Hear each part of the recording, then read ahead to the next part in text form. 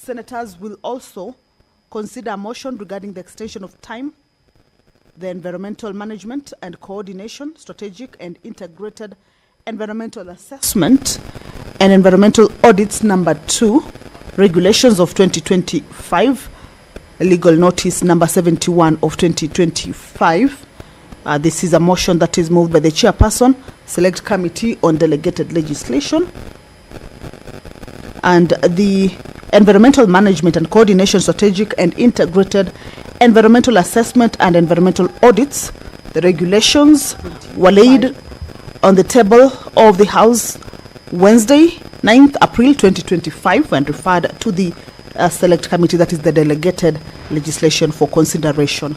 That is the Speaker of the Senate, Honorable Amason Jeffakingi, has made his way into the chamber to preside over this afternoon sitting. Allow me to hand you over to this live broadcast brought to you by PBU in partnership with KBC. Good afternoon. Select Committee, that is the Delegated Legislation, for consideration. That is the Speaker of the Senate, Honorable Amason Jeffakingi, has made his way into the chamber to preside over this afternoon sitting. Allow me to hand you over to this live broadcast brought to you by PBU in partnership with KBC. Good afternoon. Select Committee, that is the Delegated Legislation, for consideration. That is the Speaker of the Senate, Honorable Amason Jeffakingi, has made his way into the chamber to preside over this afternoon sitting. Allow me to hand you over to this live broadcast brought to you by PBU in partnership with KBC. Good afternoon. Select Committee, that is the Delegated Legislation, for consideration. That is the Speaker of the Senate, Honorable Amason Jeffakingi, has made his way into the chamber to preside over this afternoon sitting. Allow me to hand you over to this live broadcast brought to you by the PBU in partnership with KBC. Good afternoon.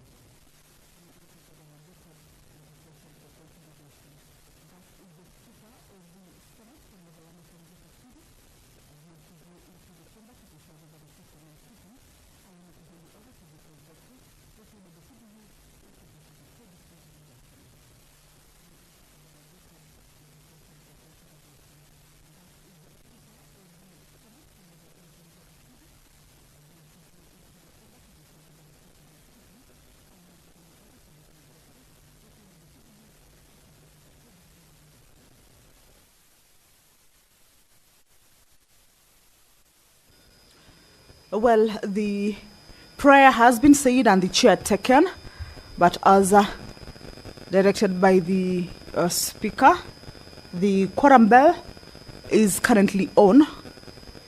This is due to the quorum hitch that has been faced at the commencement of the Senate sitting. Much as there are members in the chambers already, the number has not correlated yet. At least 15 senators are needed to be present. After the prayer is said and the chair taken, this is during the commencement of a sitting as provided for in the House Standing Order 39 and 40. If that is not present, then that would mean that the quorum has not been attained for the House to be able to commence or kick off its business that is slated for that particular sitting. And therefore, that means that quorum bell has to be rung. Of course, this is just to alert the members who may be within the precincts of Parliament or maybe who are running late, at least to hasten their steps and be able to join their colleagues in the chamber for the House to raise that much-needed quorum and for it to be able to commence and consider that particular business that is lined up for consideration. Remember, if that quorum is not attained at the lapse of the first 10-minute quorum bell, an additional 10 minutes will be given. If that is not attained at the lapse of it again, then that will mean that the House will adjourn. However, we believe that that particular quorum will be raised. And as the bell is on, and as we wait for the senators to make their way into the chamber, then we shall continue to take a look at the business that they will be transacting once they raise that quorum. Earlier on, I had indicated that the Committee on Delegated Legislation will be seeking for an additional time or an extension of time to be able to consider the environmental management and coordination, strategic and integrated environmental assessment and environmental audits, number 2, regulations 2025, legal notice number 71 of 2025.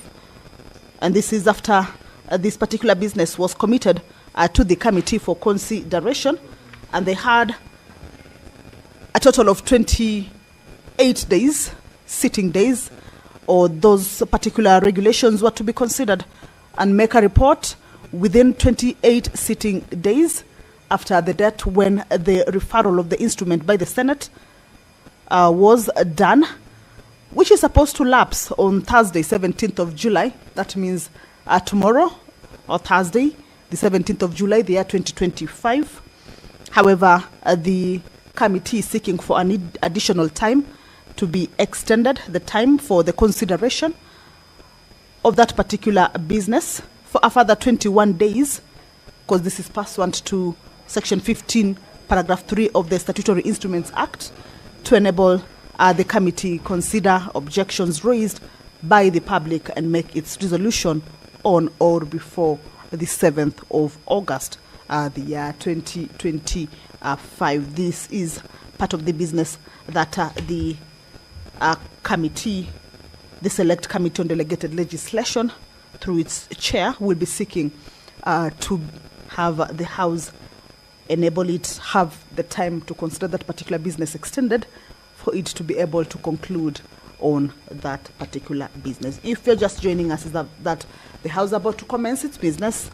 A quorum hitch has been faced at the commencement of its sitting, and currently is a quorum bell that is on for the members to be able to make their way into the chamber and join the rest of their colleagues who are already inside, getting ready for the business that is lined up for consideration this afternoon. That is a quorum that would pave way for the House to commence its business, because as provided for in the standing orders, if that quorum is not raised, then the House risks being adjourned until the next sitting. The prayer has already been said and the chair taken by the Speaker. As you can see, he has already taken his seat, of course, awaiting the House to raise that quorum. It is a House of rules and therefore will need to abide by its own rules, and therefore that quorum is what we are waiting for before we hand you over to the proceedings that are just about to start. Once that quorum is attained, then that business will, without any further delay, commence.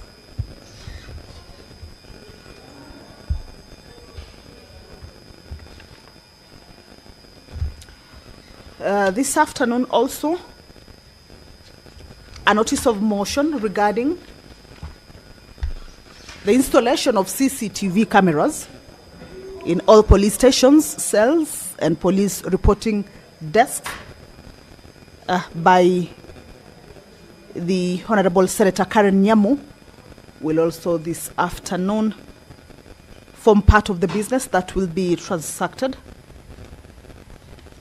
And this is a motion that, or a notice of motion that seeks to have the Senate resolve that the national government, through the Ministry of Interior, well, that is the majority whip, Honorable Bonnie Halwale, who's also the Senator for Kakamega County, this a point when the House lacks the quorum for it to be able to commence its business or run its business that are lined up for consideration.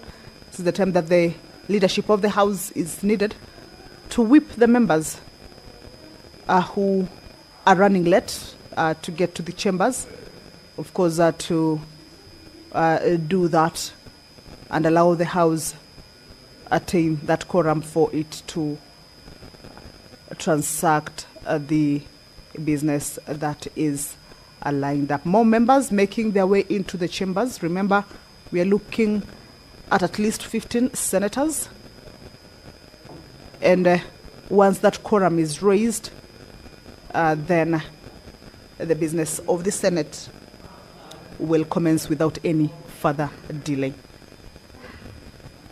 Regarding the notice of motion on the installation of CCTV cameras in all police stations, cells, and police reporting desks, the Senate will be resolving or making a call to the national government through the Ministry of Interior and National Administration to install functional and tamper-proof CCTV cameras in all police stations, cells, and police reporting desks across the country.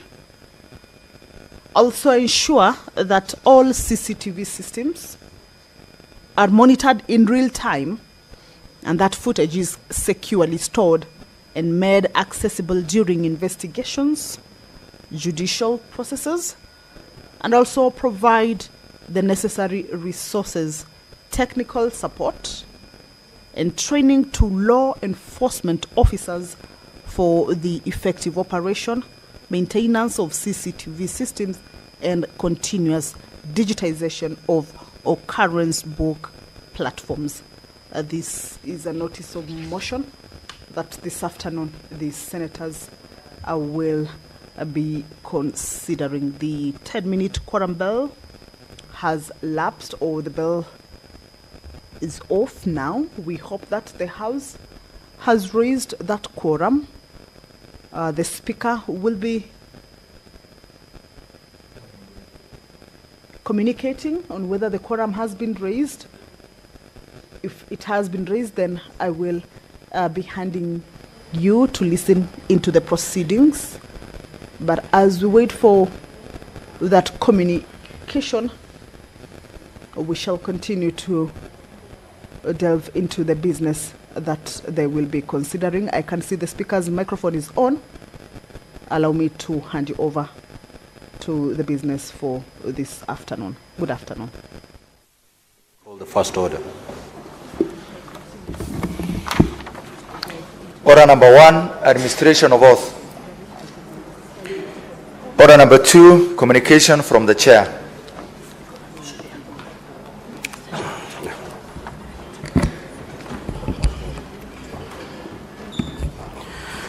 Honorable Senators would like to acknowledge the presence in the public gallery this afternoon of visiting teachers and pupils from Nyaikungu Primary School in Kirinyaga County.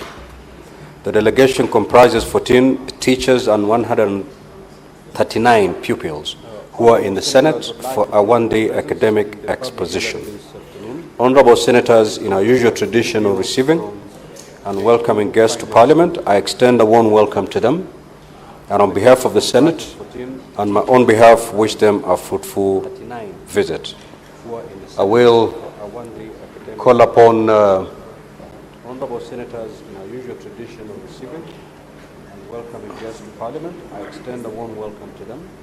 Senator, you may proceed under 1 minute. On my own behalf, wish them a fruitful visit.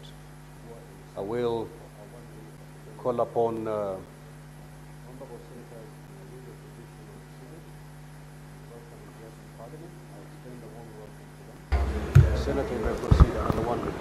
Thank you very much, Mr. Speaker, sir, for giving me this opportunity on behalf of my colleague, Senator from Kirinyaga, Senator Murango, who is on the way coming here, to welcome the students from Kirinyaga County. I would want to take this opportunity to tell them it is indeed a very good opportunity to learn what we do here in the Senate. And as they go back home, I would want to encourage them to work hard in school, to be obedient to their parents, the teachers, and indeed to follow their dream, because we started in such a schools like the one in, and I want to tell them that every dream is valid, and looking forward and moving forward, we know that Kirinyaga is one of the top performers academically, and I want to take this opportunity to welcome them and to wish them best, all the best as they learn the procedures of this house. This is the upper house, and indeed I, as Senator from Nyeri, I'm looking forward to seeing you later and joining your Senator to welcoming you to this house. Karibuni sana. Thank you, Mr. Speaker. Next order.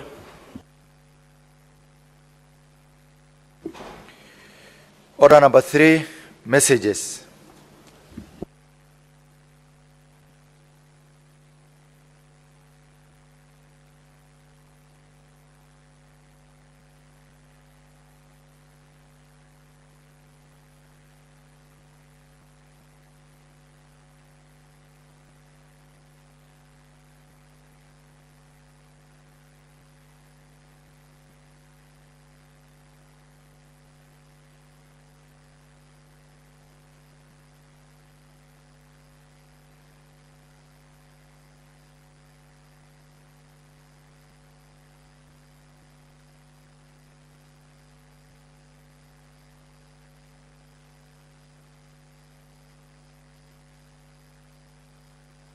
Next order.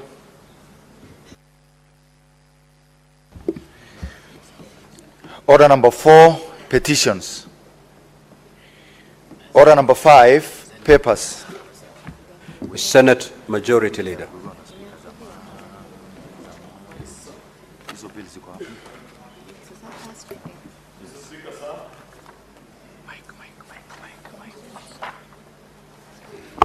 Thank you. Mr. Speaker, sir, I beg to lay the following papers on the table of the Senate today, Wednesday, the 16th of July, 2025. This is 1, the report of the Auditor General on the financial statements of Kigumo Level 4 Hospital in Kiambu County Government for the year ended 30th June 2024.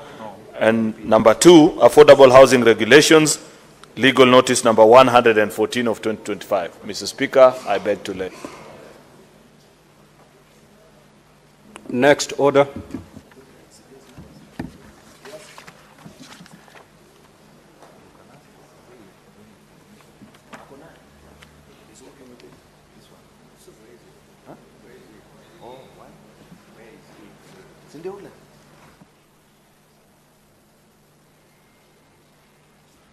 Chairperson Jailak.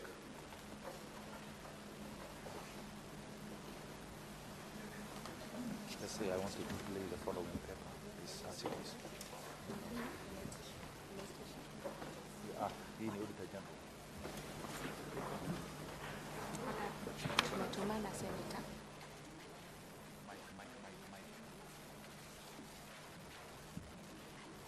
Thank you, Mr. Speaker.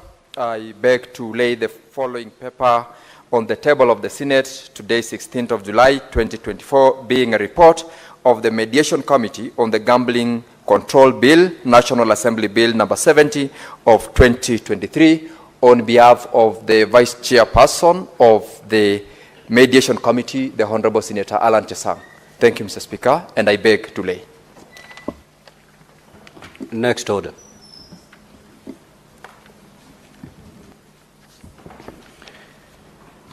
Order number 6, notices of motion. Senator Karen Nyamo.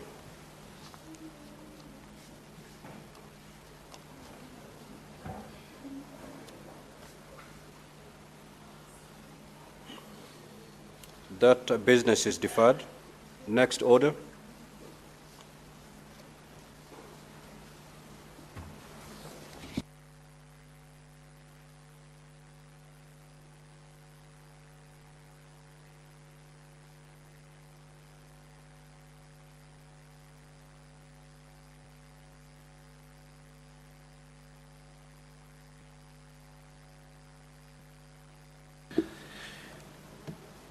Order number 7, questions and statements.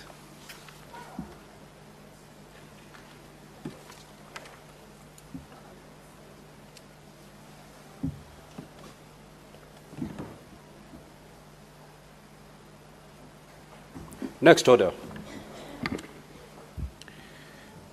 Order number 8, the Kenya National Council for Population and Development Bill, National Assembly Bills number 72 of 2023.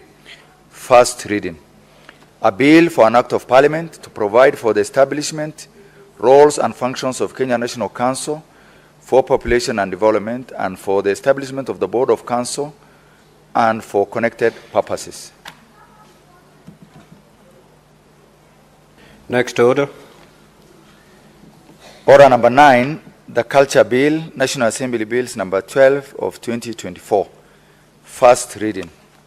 A bill for an act of parliament to give effect to Article 11(3)(a) of the Constitution to provide for the protection and promotion of culture and cultural heritage of communities and for connected purposes. Next order. Order number 10, motion, extension of time, the environmental management and coordination, strategic and integrated environmental assessment and environmental audits, number 2, regulations 2025, legal notice number 71 of 2025. Chairperson, Select Committee on Delegated Legislation.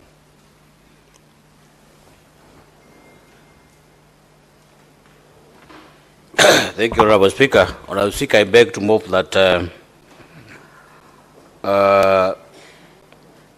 environmental management and coordination and strategic integrated environmental assessment and the environmental audits number 2 regulation 2025 legal notice number 71 of 2025 were tabled in the Senate on Wednesday, 9th of April 2025, and referred to the Senate Select Committee on Delegation Legislation for consideration pursuant to Section 12(1) of the Statutory Instruments Act.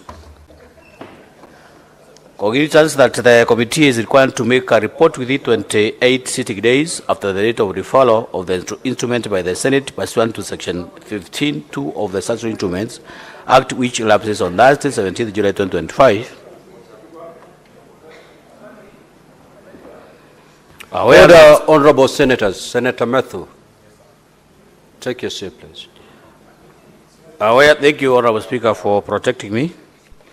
Aware that Section 15(3) of the Statutory Instruments Act provides that by a resolution, Parliament may extend the time for consideration of statutory instruments by a period of not exceeding 21 calendar days, noting that the committee is in receipt of concerns by the public on the imposition of exorbitant fees and justified and punitive fee increments through the same regulations, thus compelling the committee to further interrogate the issues.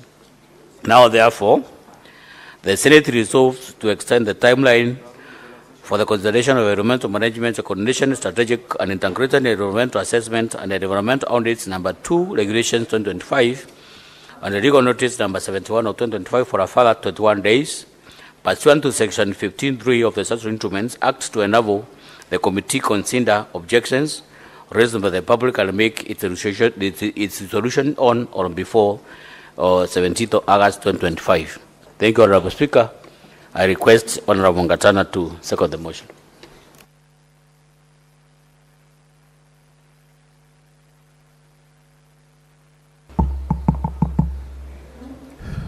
Mr. Speaker, the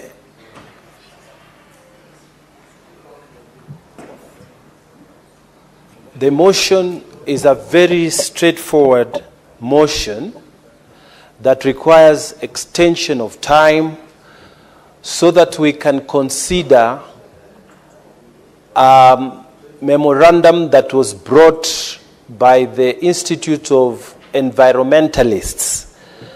Mr. Speaker, this memorandum raises substantive issues about the charges that have been proposed in this new regulation.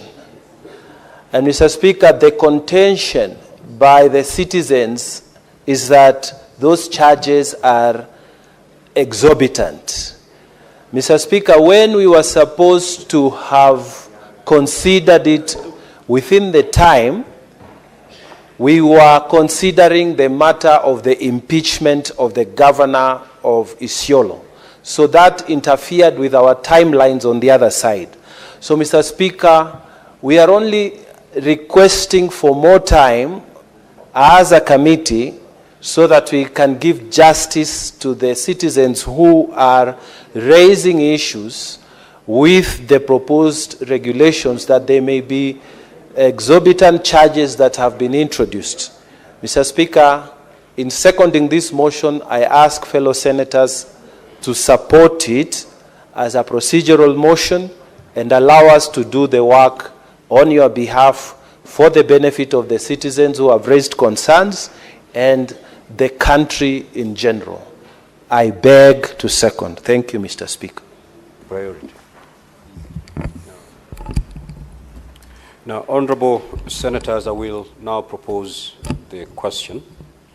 That are aware that the environmental management and coordination, strategic and integrated environmental assessment and environmental audits, number 2 regulations 2025, legal notice number 71 of 2025, were tabled in the Senate on Wednesday, 9th of April 2025, and referred to the Select Committee on Delegated Legislation for consideration pursuant to Section 12(1) of the Statutory Instruments Act.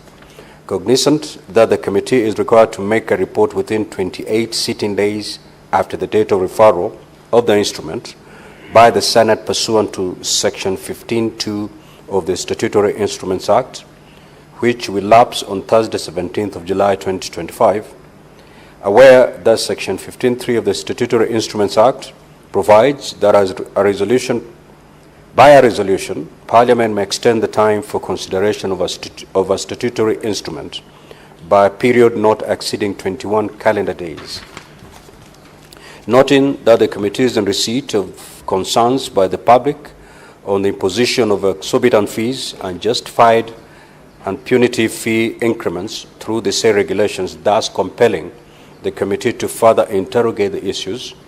Now, therefore, the Senate resolves to extend the timeline for the consideration of environmental management and coordination, strategic and integrated environmental assessment and environmental audits, number 2, Regulations 2025, Legal Notice number 71 of 2025, for a further 21 days pursuant to Section 15(3) of the Statutory Instruments Act, to enable the committee consider objections raised by the public and make its resolution on or before 7th August 2025.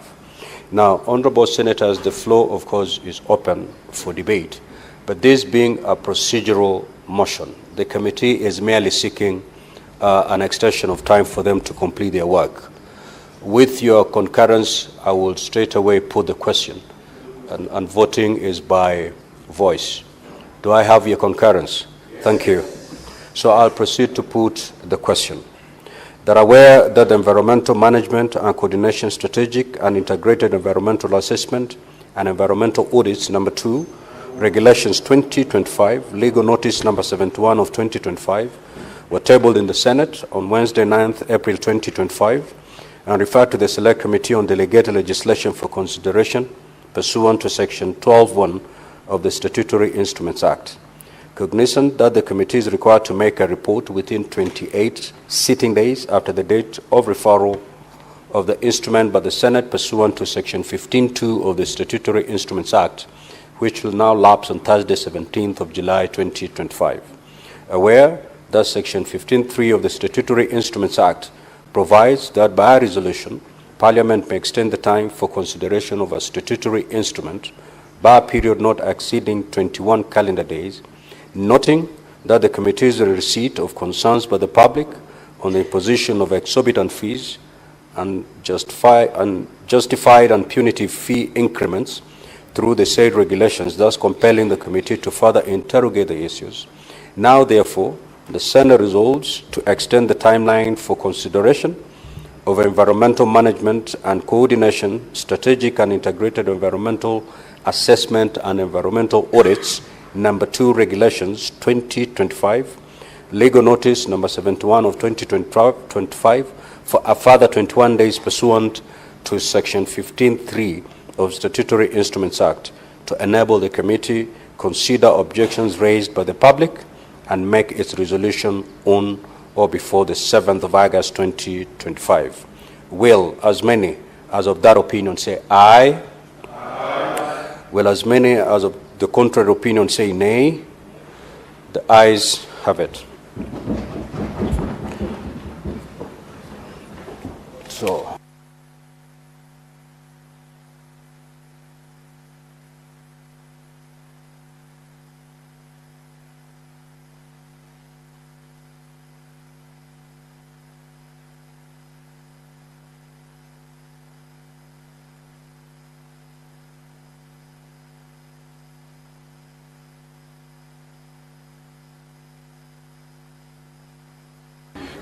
Honorable Senators, pursuant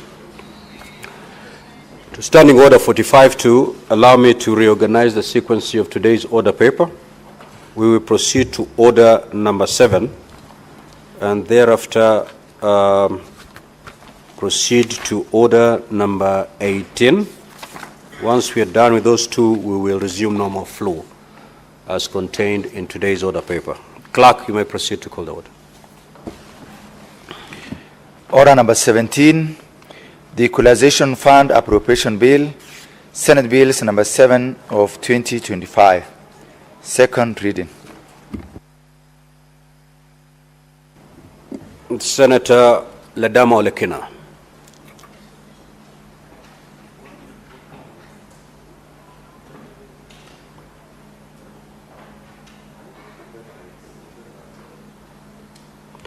Senator Ledama had 17 minutes. Since not in the House, that chance is gone. Senator Boni.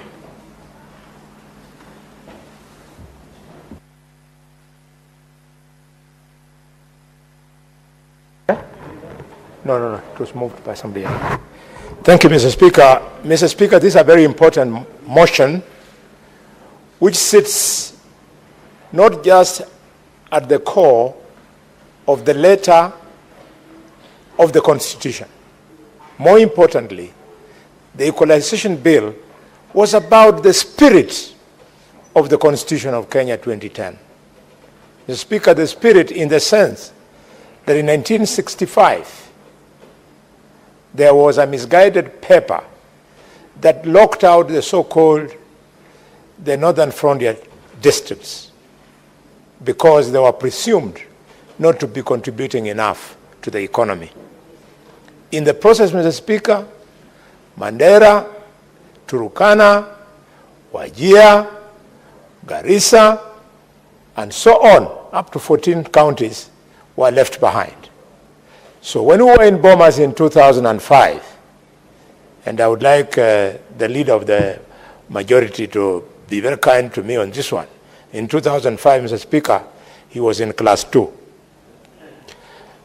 When we were in 2005, in Bomas, speaking to this spirit, we saw the need to make sure that the wrong that was done against Kenyans from these 14 counties would be righted by putting a quantum of 2.5% of the budget specifically for purposes of ensuring that we fast-track health facility development, roads, electricity, and access to health. And therefore, Mr. Speaker, as we speak this afternoon, I really wonder why we have never.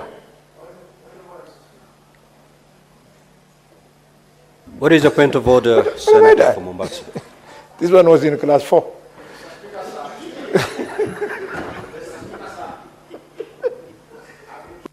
Comprehend that the majority leader has talked about, that my majority whip has talked about that our majority leader was in class 2 in the year 2005. My little mathematics, today is 20 years since 2005. That means Senator Cheriot in 2005 was about 7 years old. And I wonder whether that is it. That is now is 27 years old. And I thought he had already passed the level of a youth. And now he's in the mid 30s. Thank you. Senator Fake, I've been patiently waiting for the point of order and the relevant standing order that has been breached, so that I make a ruling. Order number 1, Mr. Speaker. He has to take responsibility for the issues that he is talking about, order, and it is not factual. Order. You cannot invoke standing order number 1. It's not available to you. Proceed to conclude. Thank you, Mr. Speaker. Mr. Speaker, I know my brother, the senator from Mombasa, as a very strong Muslim. I wonder. Just proceed to debate and. Thank you, Mr. Speaker. He should consider reviewing his menu for lunch. Mr. Speaker, I therefore get very disappointed, not by this House, but just disappointed with myself, that how could I have been here for so long and failed to plead with the colleagues so that we make the National Treasury independent from the executive. It is because the National Treasury is not independent that all monies are assumed to be in the hands of the executive to the extent that money due to counties is never released. As we speak today, over the last now almost 17 years, the counties that were supposed to benefit from this money, they are yet to get.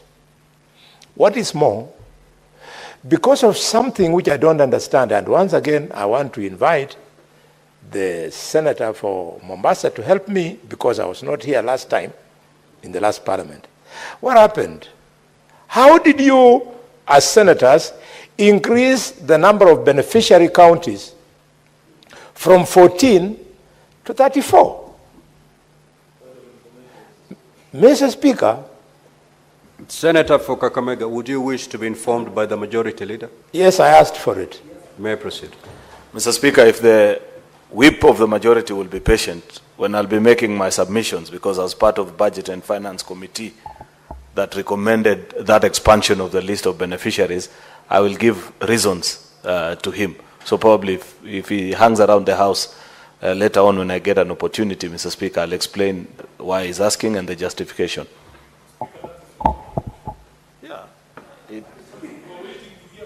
So, Senator for Kakamega, you can do whatever you wish to do with the information you've been given. Mr. Speaker, you have had if it wasn't because of my boss.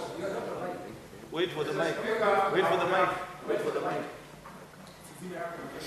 Sorry, Mr. Speaker, you have heard the leader of the majority. If it wasn't for the fact that he is my boss, I would have requested you to exercise for the first time in this House so that members can know something called a frivolous point of order. A frivolous interference with my debate the way he has done. He thinks I don't know what they did. In fact, that finance committee must have been one of the weakest. Mr. Speaker, in that committee, they recommended that amongst these 17 counties should be Kericho. Kericho, which enjoys rainfall 11 months out of 12 in a year. So that they would go and fight with Turkana money meant to fast-track availability of water to the people of Turkana. Was that a committee worth celebrating, Mr. Speaker? Yes. In fact, if leadership was acquired through competitiveness, then leader of majority would have found a very difficult interview to make it to high office because it is a very serious offense. I say this with maximum respect, no tribalism in my heart, because even back home in Bungoma, Bungoma has been allowed to benefit from this money. It's not supposed to. No. That must be relooked at, and this House, because we are a House of equity, Equalization Fund should be accessed by only the 14 counties. Mr. Speaker, you have had the privilege as a National Party leader of the power to fly across the Republic. Mr. Speaker, you have seen how the countryside of Kenya just looks like. You don't even have to be educated by anybody to know that this one deserving, this one is not deserving. We have to build patriotism in this country by saying that our brothers left behind, we hold their hands, we move together. You know, Mr. Speaker, when this debate was going on at that time, and Edwin, this one will amuse you, Sifuna, there's somebody who said, no. Honorable Bonne. Yes. You refer to your colleague as Honorable Senators. Yeah.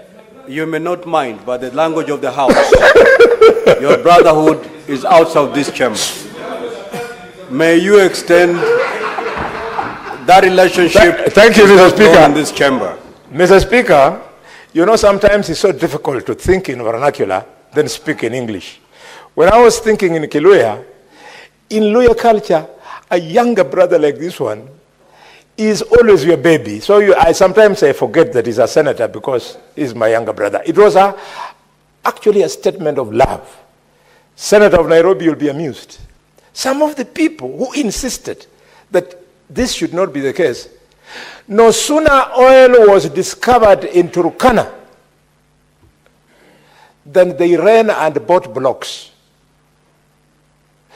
of fields in Turkana so that they become property owners in speculation that probably in that block he has bought, then oil will be struck.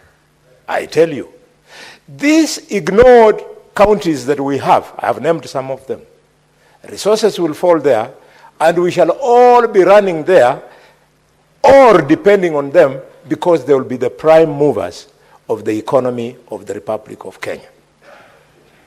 Mr. Speaker, having said that, I therefore want to amplify my thoughts on an independent national treasury.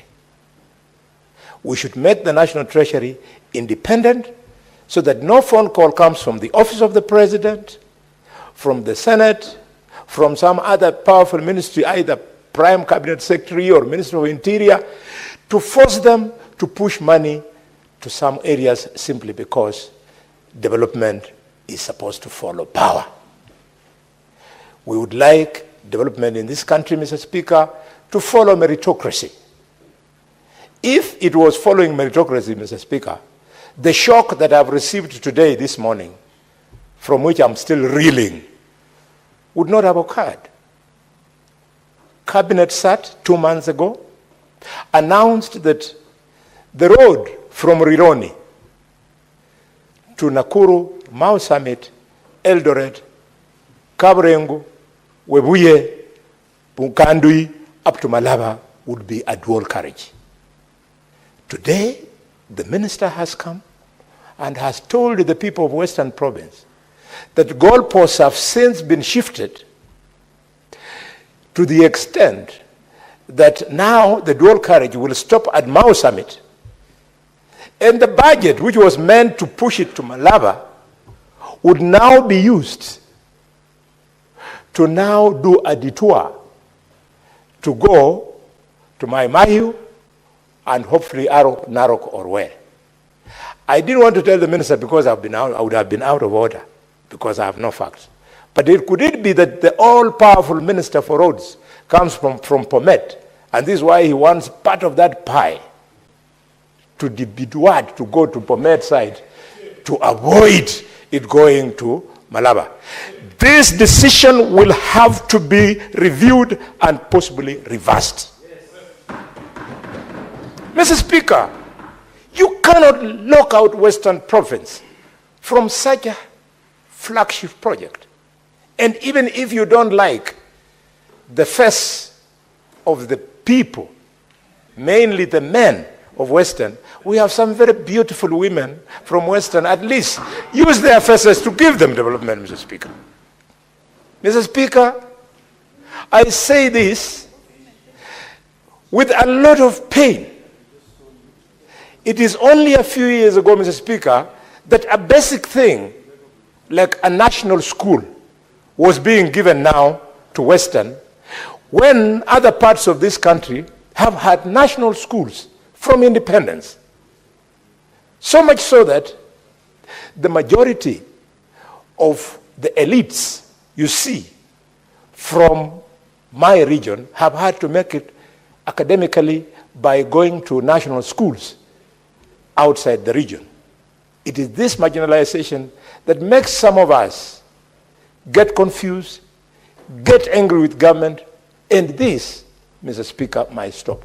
And if they don't want to stop it because of the politics they want to pursue, let me teach them a bit of economics, which I don't understand. Economics says Kenya's #1 trading partner is Uganda. And when you add the amount of trade we do with Rwanda, we do with Bujumbura, we do with the Eastern Congo, we do with South Sudan, the goods and services that go on that road are the engine of the economy of Kenya in as far as import and export is concerned as a revenue stream. If we must grow this economy of Kenya, in this government and the government that will come thereafter, There are two minimums we must do. And that minimum is not mine. It was in Vision 2030, Mr. Speaker, of President Mwai Kibaki. It was, you dual the road from Mombasa Port all the way to the border. And it went further and said, and for information, Mr. Speaker, it's just a reminder to you, you are our minister in the East African community.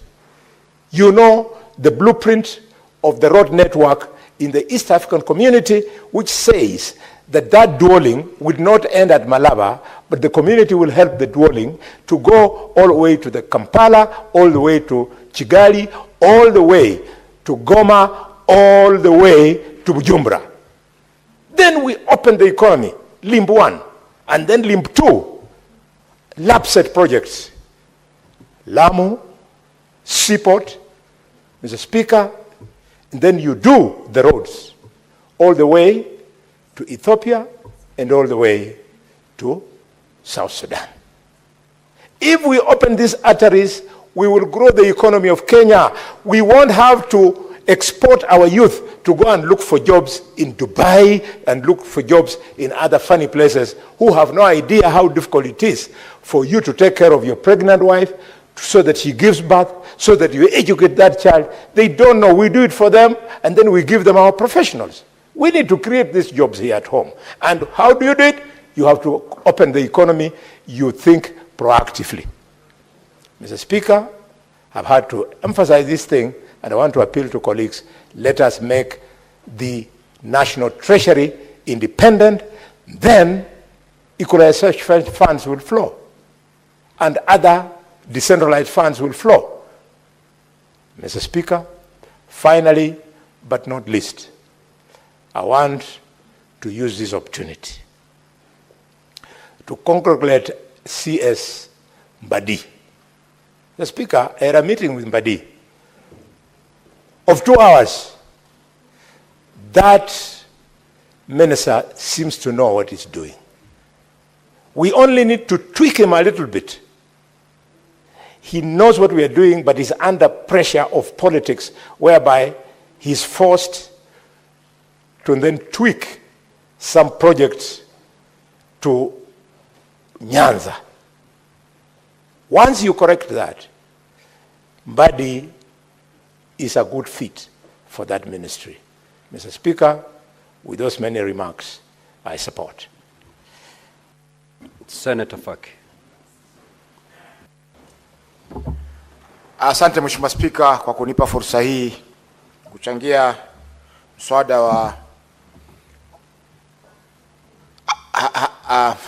wa hazina ya usawa katika nchi yetu.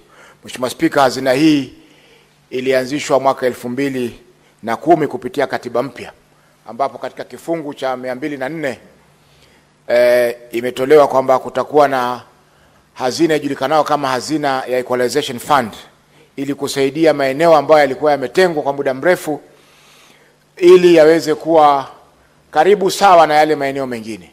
Mheshimiwa Spika, katika mgao wa kwanza kulikuwa na kaunti 14 ambazo ndizo zilikuwa zimechaguliwa kwamba hizi ni kaunti ambazo zilikuwa zimetengwa sana, ambapo huduma kama afya, huduma kama barabara, huduma kama za elimu zilikuwa zimetengwa kabisa katika maeneo yale, ambapo Wakenya wengi katika maeneo yale walikuwa hawakubahatika hata kwenda shule ama kupata huduma za afya kama Wakenya wengine. Mheshimiwa Spika, uanzilishi wa hazina hii ulikuwa kuna malengo mazuri sana, lakini baada tu kuanzishwa kukaingia mambo mengi ya kusikitisha ambayo yamesababisha kwamba mpaka sasa hazina hii haijatumika kikamilifu. Kwa mfano, Mheshimiwa Spika, baada ya kuanzishwa ilichukua muda mrefu sana kuweza kupata kanuni ama sheria endelezi, delegated legislation ama regulations za kuweza kuendesha hazina hii.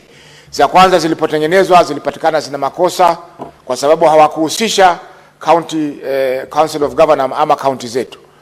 Wao wakaenda mahakamani wakaweza kuzibatilisha, tukarudi tena na tukachukua muda mrefu katika Senate ya 3, ambapo ndio tuliweza kupitisha kanuni hizo, na pia kupitisha kwake Mheshimiwa Spika, ilibidi tutumie mbinu fulani ambazo sitaweza kuzieleza ili ziweze kupita, ndio wananchi wafaidike, kwa sababu kulikuwa na watu ambao maseneta hapa katika bunge lile walikuwa wako tayari kuzipinga ili siweze kutekelezwa. Kwa hiyo Mheshimiwa Spika, kwa zaidi ya miaka 8 baada ya hazina hii kuanzishwa, zile counties zilizokusudiwa kupata manufaa, Mheshimiwa Spika, hazikuweza kupata manufaa yale. Wengi walikuwa wamepewa zabuni za kuanzisha kazi katika maeneo ya zile county. Nakumbuka kuna watu kadhaa walinifuata wakati mimi ni mwenyekiti wa kamati ya delegated legislation katika bunge lililokwisha, kutaka kujua kanuni zitapitishwa lini ili waweze kumaliza zile kazi walikuwa wameweza kufanya na waweze kulipwa pesa zao ambazo walikuwa wanadai ile hazina. Mheshimiwa Spika, baada ya kupitisha kanuni, vile vile pia ilifika wakati wa kuamua zile county ambazo zitafaidika katika awamu ya pili. Ndio hapo sasa zikawa sasa county zimeongezeka, zimekuwa mpaka 34 badala ya zile 14 za kwanza. Kukaongezeka county nyingine 20 ambazo pia wao walidai kwamba ni wametengwa, ikiwemo Kiambu. Mheshimiwa Spika, county ya Kiambu pia ambapo kuna matajiri upande mmoja, watajiri wengi ama wakubwa upande mmoja na maskini wadogo upande mwingine, pia ikapatikana kwa ni county ambayo imetengwa. Mheshimiwa Spika, jambo la kusikitisha zaidi ni kwamba serikali mpaka hivi sasa pesa ambazo zimetengwa kwa hazina hii kwa miaka yote ambayo imepita ni bilioni 56. Katika hizi Mheshimiwa Spika, ni asilimia ama ni karibu asilimia 20 peke yake ambayo mpaka sasa zimeweza kulipwa ama zimeweza kutoka katika hazina kuu kwenda katika zile maeneo. Kwa sasa sio county, ni maeneo ambayo yametengwa. Tulitoka katika county, sasa tuko katika maeneo. Mheshimiwa Spika, kwa hiyo japokuwa malengo ya hazina hii yalikuwa ni mazuri sana, lakini utepetevu katika serikali umefanya kwamba hazina hii isiweze kuweza kutumika kikamilifu. Na wakati tunaelekea mwisho wa hazina hii, kwa sababu hii hazina nafikiri ina kiwango cha miaka 20, wakati tunapoelekea mwisho wa hazina hii, kwa sababu tayari zaidi ya miaka 15 imekwenda, kuna hatari kwamba yale malengo ambayo yalikuwa yamewekwa na hazina hii hayataweza kufikiwa. Na vile vile Mheshimiwa Spika, maeneo mengi pia yanaendelea kutengwa, japokuwa tuna serikali za county, lakini kuna maeneo mengi katika county zetu ambayo yanatengwa kwa sababu ya siasa. Kama mbunge wa eneo yako haelewani na gavana, ina maana kwamba eneo lako halitapata maendeleo, na baada ya miaka 5 litakuwa limetengwa kuliko yale ambayo yalitengwa kutoka wakati wa uhuru mpaka hivi sasa tumefikia. Mheshimiwa Spika, jambo lingine pia la kusikitisha ni sijui ni la kufurahisha ama kusikitisha, ni kwamba wakati tulipokuwa tunapokea maoni ya washikadau kuhusiana na hii sheria ya Equalization, kulikuja maoni kutoka kwa ndugu zetu hapa Nairobi, maeneo ya Pumwani, ambao walisema kwamba sisi pia tunataka tujumuishwe katika yale maeneo yametengwa, kwa sababu kwa miaka mingi hapa Pumwani, hapa Nairobi, kama kilomita 4 kutoka hapa katika bunge, Mheshimiwa Spika, tumekaa hapo, hatuna maji ya mfereji, hatuna huduma za afya za sawasawa, hatuna huduma za usafi, yani sanitation na mambo kama hayo, na kwamba wao pia wamesema kwamba sisi pia tunahitaji kupewa hazina hii ili tuweze kusukuma ama tuweze kuboresha mazingira na maeneo yetu ambayo tunaishi. Kwa hiyo Mheshimiwa Spika, na imani mimi kwamba itakapofika wakati wa kujadili awamu ya 3 ya kutumia ama formula ama mwelekeo wa kugawanya hazina hii, nafikiri kaunti zote 47 zitakuwa zimeingia katika mfumo kwamba zote zimetengwa. Kwa hiyo Mheshimiwa Spika, tunapopitisha sheria hii ni kuwa lazima tuangalie ni njia gani ambayo tutasukuma serikali ili zile fedha ambazo zinatengwa katika hazina hii zinaweza kutumika kwa njia ambayo zitasaidia wale ambao wanakusudiwa kutumikia. Mheshimiwa Spika, swala jingine ni kwamba kuna mgongano baina ya serikali za county na vile vile yale mashirika ambayo yanatoka kwa serikali kuu kuweza kusimamia hazina hii. Kwa mfano, pesa zile ambazo zinasimamia miradi ya maji kule pwani, katika maeneo labda ya Kwale, maeneo ya Kilifi, maeneo labda ya Lamu, fedha zile zinakwenda kwa Coast Water Services Board. Na pesa zile, japokuwa sisi tunashiriki katika na hii sheria imetoka katika bunge hili, sisi kama bunge la kitaifa, Senate, hatuna uwezo wa kuweza kufanya audit ya fedha zile, kwa sababu audit yake kwa vile imepitia kwa mashirika ya serikali kuu inakwenda katika National Assembly. Na kuna mengine ambayo fedha nyingine ambazo zinaingia pia katika serikali zetu za county kusimamia miradi kama hiyo. Kwa mfano, miradi ya barabara mengine inafanywa na serikali za county. Kwa hivyo huu mgongano, Mheshimiwa Spika, inakuwa shida kuweza kukagua ama kusimamia fedha hizi, kuhakikisha kwamba zinafanya yale mambo ambayo yamenunuliwa kufanywa. Mheshimiwa Spika, wengi ambao wanafanya kazi hizi labda ni wabunge, maseneta. Kwa hivyo inakuwa tatizo kuweza kusimamia ukaguzi ama audit wa fedha hizi, ili kuona kwamba zile kazi ambazo zinanuiwa kufanywa zinafanyika, ili tuweze kutoka katika lile lindi la kutengwa na wao waweze kupata huduma kama vile sehemu zingine za nchi yetu ya Kenya zinapata huduma hizo. Kwa hiyo Mheshimiwa Spika, mimi naunga mkono sheria hii, na kwamba lazima tuweze kuhakikisha kwamba zile fedha zinazotengwa kila mwaka kwa hazina hii kwanza zinawekwa kwenye sheria, zinawekwa kwenye budget, na vile vile pia zinalipwa kwa wakati unaofaa, kwa sababu hii ni kama zile pesa za dharura. Tuliona kwamba kuna shida hizi katika miaka yote kutoka tupate uhuru, kwa hivyo tukaweka hazina ambayo lengo lake ni kuziba zile shida ambazo zilikuwa ziko katika maeneo. Kwa hivyo iwapo tutakuwa tunaburuta miguu, serikali haiko tayari kulipa, mara tunaambiwa exchequer hakuna, hiyo ina maana kwamba yale maeneo yataendelea kubaki nyuma vile vile, na huu usawa ambao tulikuwa tunatarajia kuweko kwa hazina hii hautapatikana. Asante Mheshimiwa Spika kwa kunipa fursa hii. Senate Majority Leader. Thank you, Mr. Speaker, for this chance to also join my colleagues in supporting this very important motion that responds to a need identified by Kenyans in the process of passing the 2010 Constitution, that there is need to bring equality across the country based on various factors, Mr. Speaker, which in their consideration, they sat down and thought, Mr. Speaker, that all parts of the country are not the same.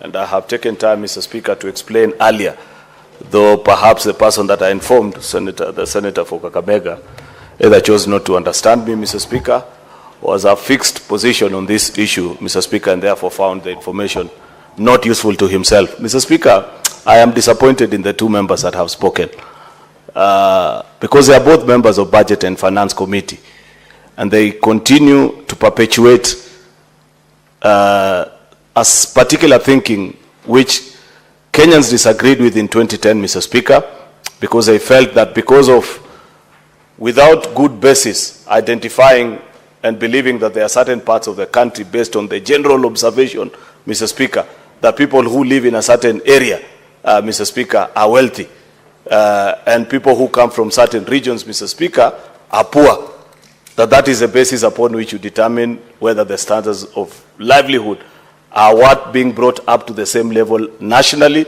or being left out, Mr. Speaker. It is as if assuming, Mr. Speaker, that everybody that lives in Karen is wealthy. Yet you know within the abodes of Karen, Mr. Speaker, there is Kuwinda slum. Yet everybody believes, Mr. Speaker, that if you are to just make a general determination and say, oh, people that come from a particular region, you should never address their needs. Because people that come, I heard Senator Faki say Kiambu, for example, that he is surprised why Kiambu makes it to the list. I would put it to them, Mr. Speaker, that in the year 2018, Budget and Finance Committee received a petition from members of the public. And they felt that the first marginalization policy passed by the CRA, Mr. Speaker, marginalized certain areas because it followed this kind of thinking that in the general interpretation and based on our own thoughts and ideas, that there are certain regions and there are certain parts of the country, Mr. Speaker, that are way ahead because of certain beliefs. They receive rainfall, I think that's what I heard Senator Alwale say, other regions because maybe they've had the opportunity of producing a president and things like that. That petition spoke to these issues, Mr. Speaker. Number one, that petition, Mr. Speaker, to our committee reminded us that a county is too large a geographical space, Mr. Speaker, when coming up with a marginalization policy. They recommended to us as a committee that we ask CRA in their consideration of the second marginalization policy, which is what is in force today, Mr. Speaker, that we ask them to be more specific to the least geographical administration unit, which in this country, Mr. Speaker, is a sublocation, and see the specific needs of residents of this republic based on where they live, Mr. Speaker. And the petitioners at that particular time, because I do recall what they asked of us at that particular time, Mr. Speaker, is that it is very easy to be misled and imagine that because of certain advantage of climate conditions or horticultural practices, Mr. Speaker, and certain beliefs that people have held about certain sections of a country, that it is possible to continue to perpetuate marginalization due to general belief that certain regions and certain parts of the country, Mr. Speaker, are well endowed. Second and most importantly, Mr. Speaker, is that you are asked to do a proper reading of Article 204. And I'd wish to read for the benefit of the members that had spoken earlier. Particularly Section 4, Mr. Speaker, which directed that CRA, the Commission for Revenue Allocation, shall be consulted. I don't just consult. You know, consult, Mr. Speaker, in this country got a new meaning during the infamous days of the, what was it called? Not handshake, the one between Kibaki and Raila. I forget the name. Katenusu, Mr. Speaker, after the post-election violence of 2007. You remember that on the floors of Parliament, there was a big debate about what consultation is. And I want to believe that it is on that background that actually Article 204 speaks to. It doesn't just say that we consult CRA. It tells us its recommendation considered before Parliament, that we must demonstrate that we did not just listen to CRA, we considered what they asked of us as Parliament, Mr. Speaker. And therefore, when CRA sat down and retreated to consider and give their proposal of the second marginalization policy, Mr. Speaker, they used sublocations and they went across the breadth of this country. There are close to 50,000 sublocations across this country, Mr. Speaker, each with already determined matrices of measurement, particularly on the issues, because remember, Article 204 has asked of us that we try and bring, they use a very interesting word, to general levels of what citizens in the rest of the country enjoy. And they speak to water, roads, electricity, and I think there's a fourth item which I forget, Mr. Speaker. Out of their report, Mr. Speaker, CRA proposed to us that in their findings, there are 1,864, Mr. Speaker, sublocations that will fall under the category of what you call marginalized parts of this country. I'll put it to you, Senator Boni Halwale, because you mentioned the county and the people that I represent in this house, that it is actually true. Kericho receives rainfall nearly 11 out of 12 months. But what do you do with rainfall if you come from a part like Soin and Soliat, Mr. Speaker, that the land is 90% stone? You can't farm on such land, Mr. Speaker. To build even a road in that part of the country, Mr. Speaker, because you have got to dig through hardcore stone, Mr. Speaker, is almost 5 times the cost of what 70-80% of the county will enjoy. And therefore, it was with good reason, Mr. Speaker, that CRA moved actually from the first marginalization policy, where equalization fund was being distributed based on this, what we know, and idiosyncrasies that we formed over the years, that this part of the country is rich, this one is poor, Mr. Speaker, and reduce it to the least unit of administration, and that is a sub-location, Mr. Speaker, in determination of which parts of the country get to benefit from these funds. It is also important that the report that you brought here, Senator Boni Alwale and Senator Faki, actually attest and gives history about this particular discussion. Actually, it's 1424, not 1824, Mr. Speaker. And I appreciate, because even in the report that the committee has brought out, Mr. Speaker, has told us that despite that decision, Senator Halwale, 60% still of these funds, they find themselves in the hands of the so-called, what you now traditionally refer to as deserving counties to benefit. That is a county of, and I think your report actually has a list. For example, in this bill, West Pokot will get 1.8 billion, Turkana will get 1.8 as well, Mandera 1.2, Wajir 1.2, Samburu 1.1, Garissa 1.1, and Baringo 970 million Kenya shillings, which tells you that they have not departed completely from the initial thinking that there are certain counties which generally, Mr. Speaker, suffer the bias of having been left by the rest of the country with regards to provision of services on those 3 or 4 aspects that the Constitution identified as important for the basic livelihood of an ordinary citizen of this country. And therefore, if you are found to be completely out of par with the rest of the country, then you meet that categorization, Mr. Speaker. 60% still falls under those particular counties, and the rest of the 40 is shared, actually, percent is shared in these so-called 30 counties, which people may debate here or there, that either they deserve or they do not deserve. Therefore, Mr. Speaker, I make the case that I believe that that committee, in agreeing with the recommendations of CRA, did something Solomonic, Mr. Speaker, because I would still find it difficult to face certain sections of my county, for example, and tell them that I passed a bill here on equalization funds, Mr. Speaker, to take resources to certain parts of the country by consideration, Mr. Speaker, that generally or traditionally they are considered to be poor, yet they will show me, and justifiably so, Mr. Speaker, that even us, we live in worse or as harsh conditions, Mr. Speaker, as those particular counties, Mr. Speaker. And the same can be said of all these 1424 sub-locations that have been listed in the second marginalization policy. Therefore, Mr. Speaker, if my colleagues hold the view that it was a wrong departure by CRA and by us agreeing with them, Mr. Speaker, I want to believe that this is the year that CRA is actually doing their consideration of the third policy on marginalization. It will be interesting to see what the present committee will do with them, and it will be of importance to convince us as a House, Mr. Speaker, to know why we need to depart from that particular logic. And for your information, colleagues, that committee actually was chaired by a senator from the north, the Senator Engineer Mohamud, who himself represented an extremely marginalized county, the county of Mandera.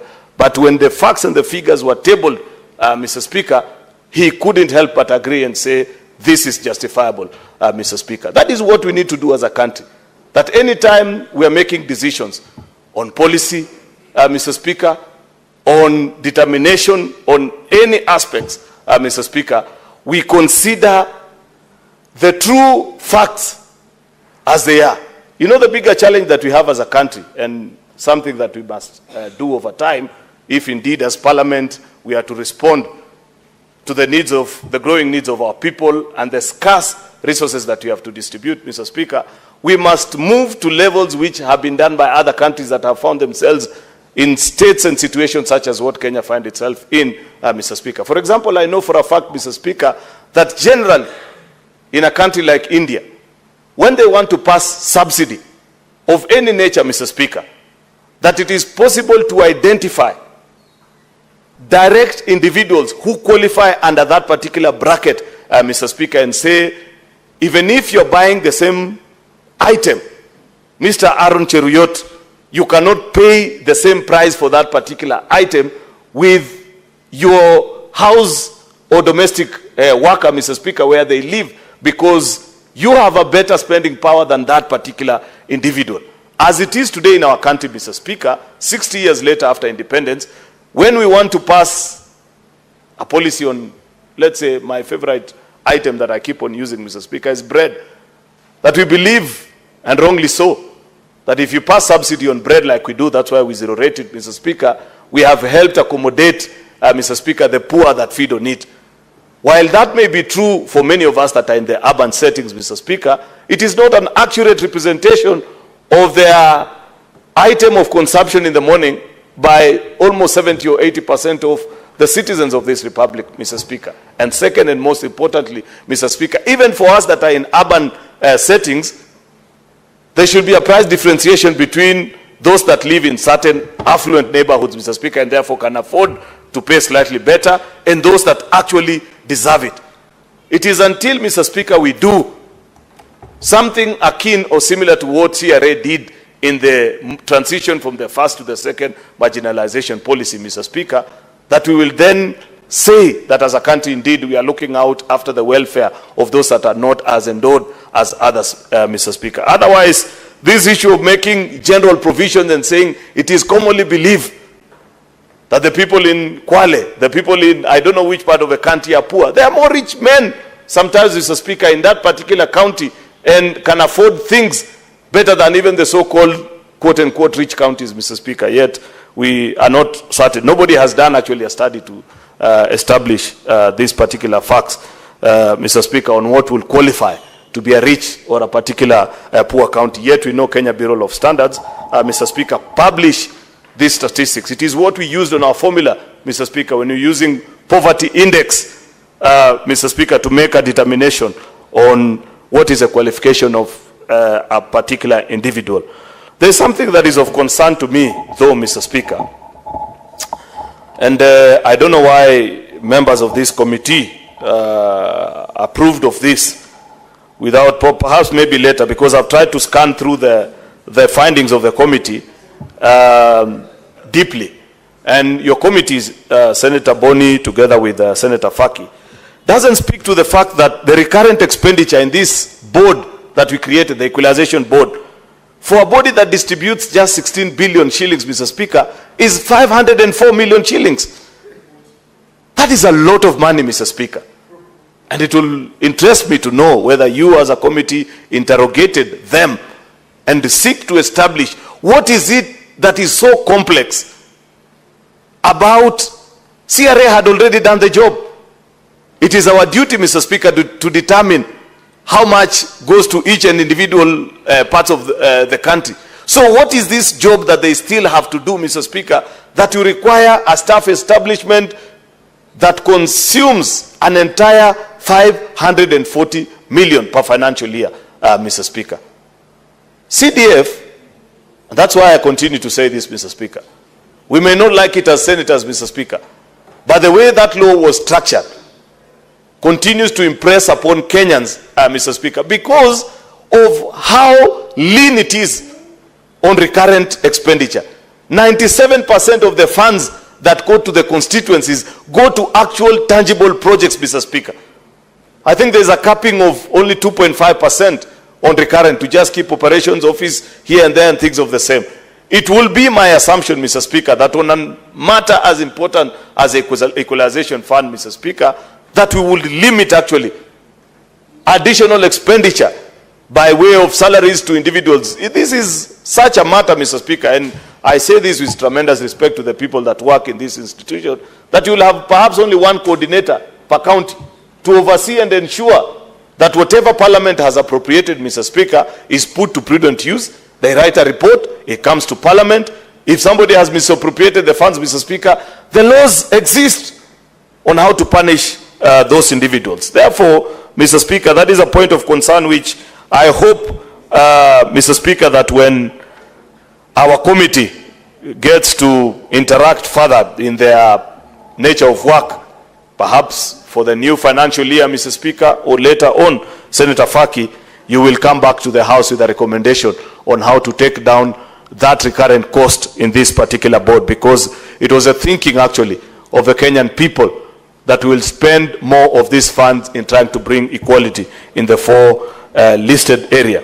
It is further provided, Mr. Speaker, that in clause 5, that the authorization by controller of budget over withdrawal from the fund, together with written instructions from the secretary of the board through the National Treasury requesting withdrawal, shall be sufficient authority for CBK to pay amounts given in accordance with approval and instructions given. I agree with this, Mr. Speaker, that it is the neatest way to ensure that once all the project proposals have gone through the rigorous process, Mr. Speaker, because we passed in this House last time the regulations on how to determine what project to fund, Mr. Speaker. And I like the fact that the Constitution is extremely explicit on what are the items that the counties need to be brought up to par with the rest of the country. You cannot, for example, Mr. Speaker, sit and say there is a particular item that certain counties have moved far away ahead of us, and therefore we need to catch up with them. It is limited to the 4 items that I named particularly earlier, and therefore it is my hope and plea that the controller of budget sticks to those particular regulations that we pass. Therefore, Mr. Speaker, I celebrate the industry of this committee. Senator Boni Halwale had earlier invited me into a contest of which one was useful between the committee that I served in and the one that he serves in. Mr. Speaker, that is an invitation which I reject vehemently, Mr. Speaker, because it is served by members who are equally as good as we were when he served in that particular committee. Therefore, I wouldn't wish to engage in that debate. But I've given my thoughts, Mr. Speaker. It will be interesting to listen to them because you have the chance to vary that policy later this year, Senator Boni and Faki, that you lead us even into making it better than what the country, we must mature to a level of refining our processes and procedures and making them better to ensure that we respond to the needs of the ordinary citizens. And using this basis, Mr. Speaker, that it is possible even to take this further in all the areas and sector, including on development, because I agree with my whip that when it comes to distribution for road resources, Mr. Speaker, there's a big problem in the country. Senator Boni Halwale, I don't know what the minister said because I haven't had the benefit of listening, and it will be nice because to the best of my knowledge, Mr. Speaker, what I read, the cabinet dispatch, read that there shall be an invitation through privately sourced funds through PPP, Mr. Speaker, of interested bidders and individuals to build the project similar to what we have as a Nairobi Expressway from Nairobi here all the way to the border in Malaba, Mr. Speaker. If there has been a departure, I wouldn't know, and it will be interesting to know. But what you need to know further, Senator Boni Halwale, is that I've just released from the Ministry of Roads on this very hot topic, Mr. Speaker, on the securitization of RMLF, Mr. Speaker, that it is meant to pay contractors, 580 of them, that have done work worth 175 billion, Mr. Speaker. What is of concern to me, and I have said this many times, Mr. Speaker, is that those opposed to it, including that particular gentleman who spoke about it yesterday, lead on the list of the beneficiaries and people that have benefited from those road contracts being done in their constituencies and counties. What do I tell the people of Kericho when I return home this weekend, Mr. Speaker, that they are not part of those 580 contracts, Mr. Speaker, out of this first phase of securitization? You know very well, Mr. Speaker, that after the political dynamics of the last administration, certain parts of the country, including the part of the country that I represent in this House, Mr. Speaker, were completely blacklisted. Not an inch of tarmac was done in that part of the country. Today, if we are told, Mr. Speaker, that in your consideration of how to finance roads, Mr. Speaker, the government cannot do some sort of equalization like what we are discussing here, it means we stay another 5 years, Mr. Speaker, without an inch of tarmac, Mr. Speaker. While we know for a fact that in certain parts of the country, Mr. Speaker, they have even overpasses and underpasses. Very beautiful roads, Mr. Speaker, which only donkeys walk on, Mr. Speaker, because there's nothing else to do out of it. It is not fair. I want to insist, Mr. Speaker, and I have said this to none other than the Cabinet Secretary for the Roads, that this 175 billion alone is not enough. Until also we that equally pay RMLF that we pay and produce tea, that pay taxes close to 50 to 100 billion, Mr. Speaker, per year, begin to see the benefits of that securitization, Mr. Speaker, we cannot say it is enough. Otherwise, what will later be prudent to do, Mr. Speaker, is to ask that we operate this like a hotel. You pay for what you have consumed, Mr. Speaker. You cannot walk into a hotel and say that now, since everybody is drunk, contribute. If you took an expensive whiskey, Mr. Speaker, while I'm taking konyagi, I will pay for konyagi, you pay for the mattel that you took, Mr. Speaker. Otherwise, what we are being invited to is further marginalization, which this bill is speaking to, that indeed at a particular point in time in our country, Mr. Speaker, we need to tell each other the truth and say that because there were counties that for the last 60 years were marginalized, Mr. Speaker, we provide certain funds for them to benefit, which is what this bill is asking us to do. Let us not entrench further marginalization, even in the advent of the new constitution, Mr. Speaker. With those very many remarks, I beg to support, Mr. Speaker, and hope that we can conclude on this so that the benefiting 1,402 sub-locations, Mr. Speaker, can benefit from this 16.9 billion Kenya shillings. I thank you. Senator for Nairobi City County.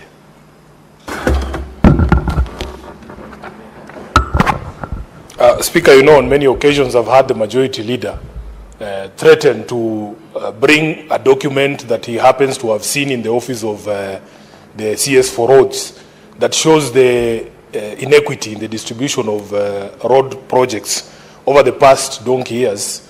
But he never tables that document because not all of us have the benefit of access to the CS of roads or to his office. There was an invitation that was made here in the morning by CS Chirchir, a person that I respect greatly, that he wanted to spend some time with me to explain to me the plans for the ministry. I will politely decline that invitation, Honorable Speaker. I have become very averse to conversations that are had in private. I was elected to a public space so that everybody can see what it is we are having that conversation, what conversation we are having in these dark areas. Honorable Speaker, because the public also needs to partake of this information. So, Majority Leader, I want to encourage you that next time, please bring to us that document because we hear a lot of stories, Honorable Speaker. But secondly, Speaker, I wanted to say that I think you have a responsibility as the head of this House to ensure that every senator who comes to this House gets opportunity to travel to every corner of this country. I was in Mandera, and the Honorable Speaker, because I'm a Luya, I'm a Bukusu man, I believed that the sweetest meat you can eat is chicken meat that is cooked by your mother. When I go to Mandera, Honorable Khalwale, they have meat they call nyiri nyiri. It is camel meat. It is extremely sweet. And when I was there, I said, Mr. Speaker, if you are just used to eating in your mother's house, you will believe that your mother is the best cook. People need to move from the areas and see the suffering that is out there. Mandera County, an entire county, has no access to electricity. Then you come and tell us, Honorable Speaker, anyway. Speaker, there is a community called El Chamus that live in Baringo. I have had occasion to go to Baringo. Honorable Speaker, those people live outside. When it rains, they are rained on. If you see the features in the news about how the people are living in those places, it is despicable. Then you come and tell us stories here about to petition on their behalf. Speaker, if you look at Article 204, Sub-Article 2, the framers of this constitution, fortunately for me, when Bombers was happening, I was not in primary school. I was at the University of Nairobi. We were those students who were being tear-gassed inside the university buses by police when we were going to protest the killing of Mbai. Honorable Speaker, we started eating tear gas at a very early age. And we want to stop eating tear gas. In future generations, we don't want to be using these weapons on our children. The spirit of the Constitution, Honorable Speaker, when they were framing it, they spoke about Article 204, Sub-Article 2, the basis, the rationale for this fund is to provide basic services, just basic services, including water, roads, health facilities, and electricity to marginalized area to the extent necessary to bring the quality of those services in those areas to the level generally enjoyed by the rest of the nation as far as possible. So, when you want to start measuring marginalization, first of all, can we agree, what is the level of these services generally enjoyed by the rest of the nation? Honorable Speaker, where I come from, we are very blessed, and I wish the Senator was here. Water comes from the ground in Bungoma. Yes, water comes from the ground. The people of Mandera have never experienced that phenomenon.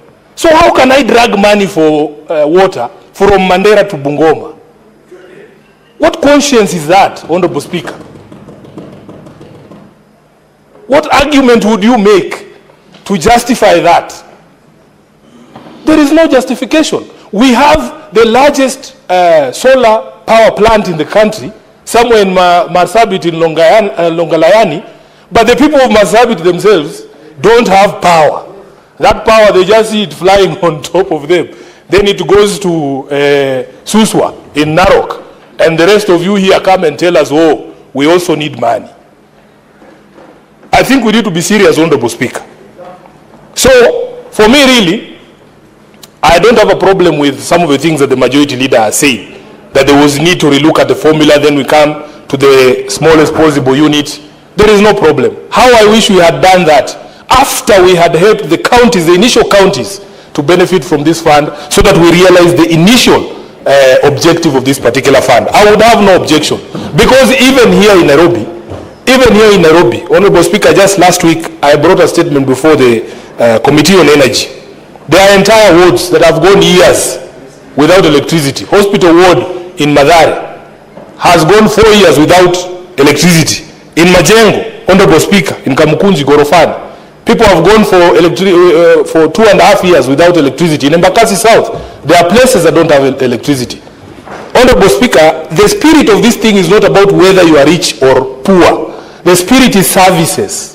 The spirit is services. It's spread on services and availability of services. If there is a road that splits Karen, on this side there is a slum, and on this side there is a golf course. You are going to the same place, you are using the service, it's the road, it is there.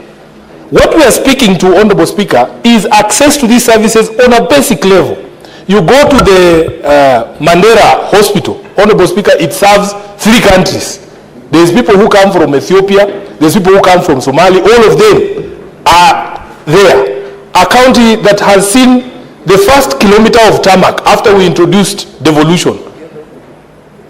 This is 2013. People have been driving on tarmacs from the 1960s. These guys are seeing tarmac in 2013. That is what this particular provision had come to address. So even as we speak, Honorable Speaker, I have challenged you.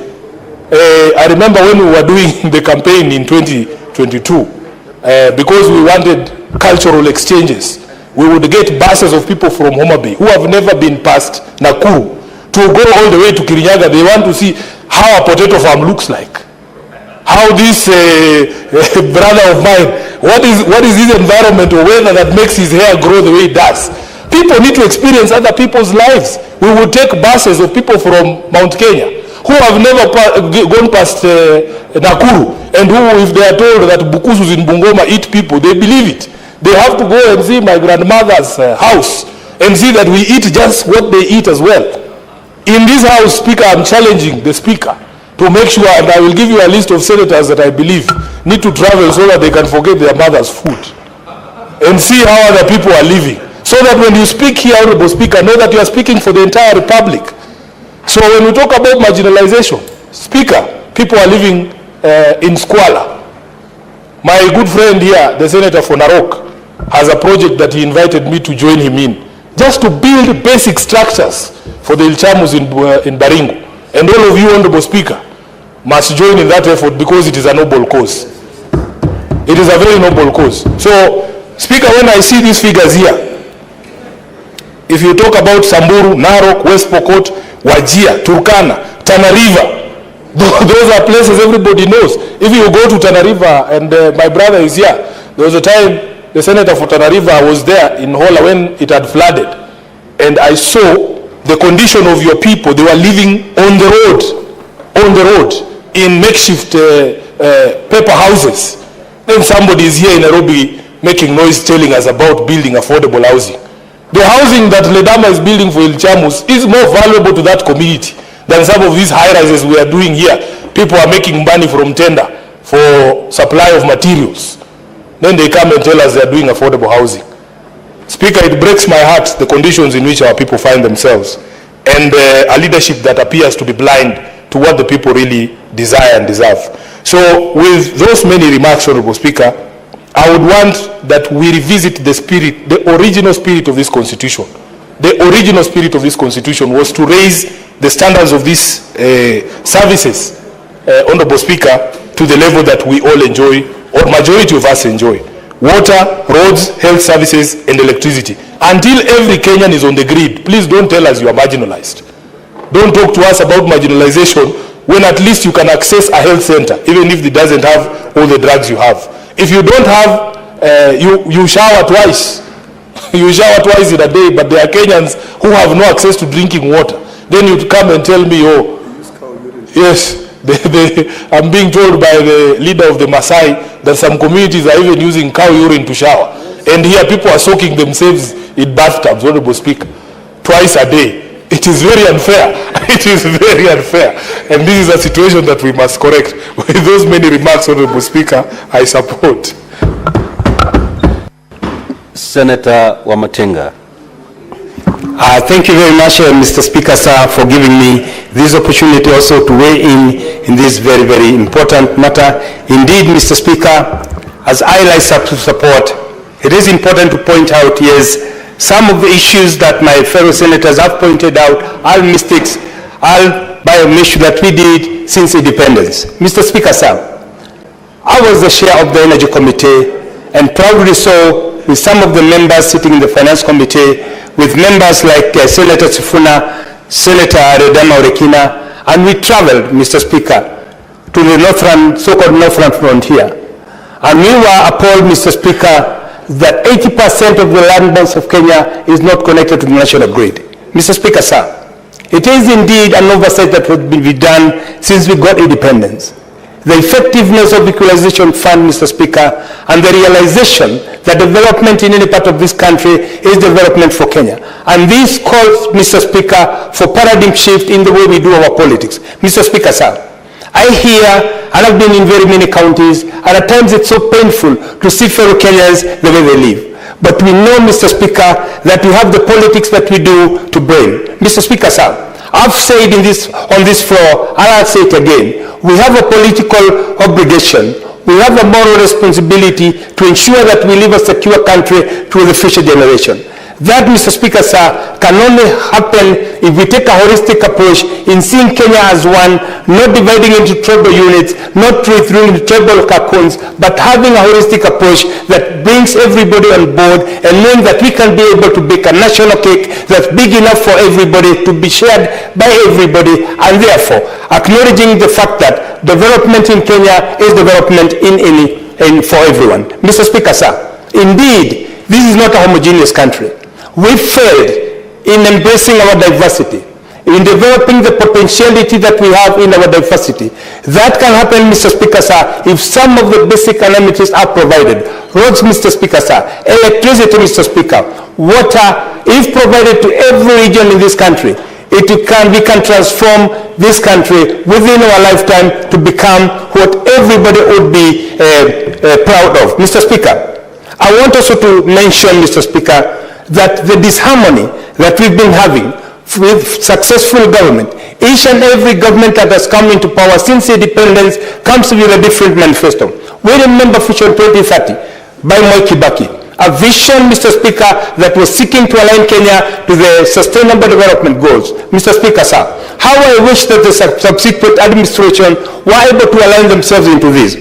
Mr. Speaker, as we talk about that, we also must embrace the fact that our cultural diversity has propelled other countries to the heights of economic growth. It can also happen in Kenya, Mr. Speaker.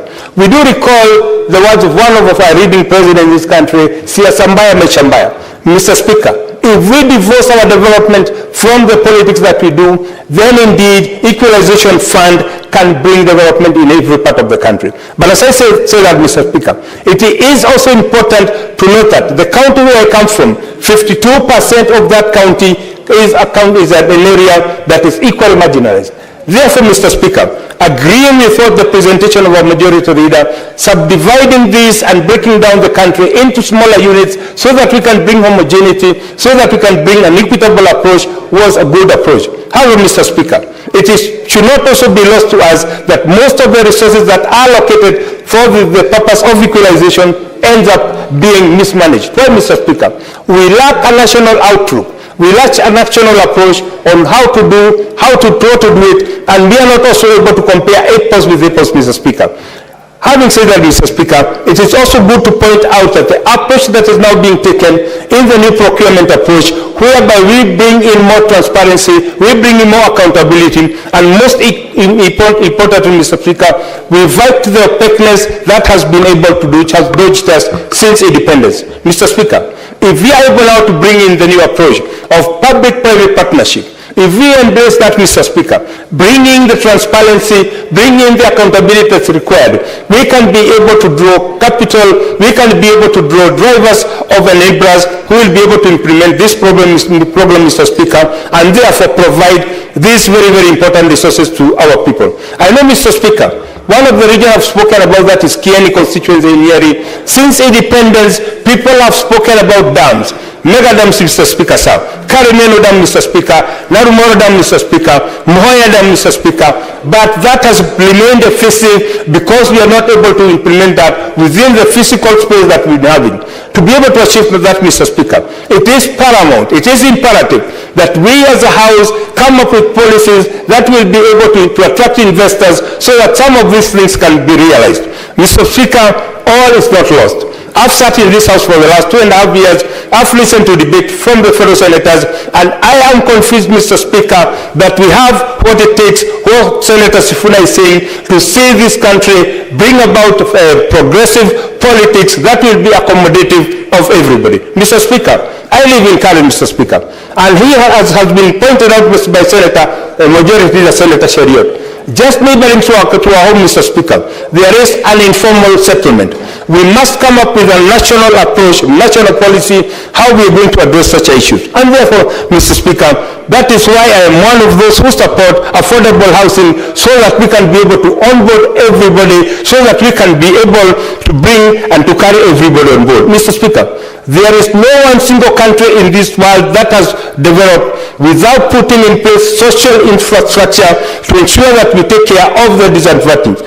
As we bring equalization across the country, we must not forget the pillars that our people need. And this, Mr. Speaker, includes hospitals, Mr. Speaker, accessibility of universal health system that's working, Mr. Speaker, a good education system, Mr. Speaker, and this can only be achieved if we move to fully registered population so that we can onboard everybody, and most importantly, knowing the status of each and every Kenyan, so that as we do our policies, Madam Speaker, as we implement the policies of the government, as we formulate laws in this House, we can know that we have a fully registered population, as is in the other countries, so that whenever there is an emergency, we can do a targeted, more specific approach, instead of what we've been doing up to now, random interventions that at times end up benefiting the rich. As I see down, Madam Speaker, I would also want to point out that Equalization Fund is an opportunity that we have. It is that opportunity that we must take and understand that we have benefits of ensuring that each region in this country, and as I had pointed earlier on, 80% of the landmass does not contribute to the GDP. It is the high time that we bring this to an end. I support, Madam Speaker. Thank you, Honorable Senator. Senator Adandulo Fatuma. Thank you, Mr. Speaker. Madam Speaker, sorry. I joined this debate, Madam Speaker, and it is actually heart-paining and very sad to hear people who come from Nyeri and other parts of the country that they need to kill the spirit of the Constitution, Madam Speaker. like what Senator Sifuna has said about issues of water in many parts of the country where the Constitution targeted. Madam Speaker, as he has said, people in Nyeri, they have rivers. I'm sorry to talk about Nyeri, Senator Wamatinga, because you are supporting the expansion of the initial list to other parts of the country. People in northern Kenya, or Isiolo, where I come from, they even go for 2-3 weeks without even taking a bath, Madam Speaker. Madam Speaker, in some dams that are constructed, the same dam, people drink and animal use. People drink the water that animals urinate in. Yeah? The same water, where the animals are drinking and actually dropping everything. Madam Speaker, it's very sad to be selfish as leaders. And I wish there is a way that those who sit at the national level, they can visit those parts of the country and see the kind of challenges our people go through, Madam Speaker. In many parts of northern Kenya, mothers carry jerrycans on their back, traveling for kilometers and hours. They leave in the morning at 6 and come back in the evening with one jerrycan of 20 liters back home. And that is the same water that they use for animals, the same water they use for their homes, Madam Speaker. Electricity, you will see some part of this country, electricity is connected to mud houses. But if you go to some parts of this country, especially in northern Kenya and where I come from, there is no electricity connectivity in many parts of those sub-counties and locations, Madam Speaker. And I think it is good to be sincere when you stand on the floor of the house and say, yeah, expansion is good. It's not good, it's not fair. It is unequal, Madam Speaker.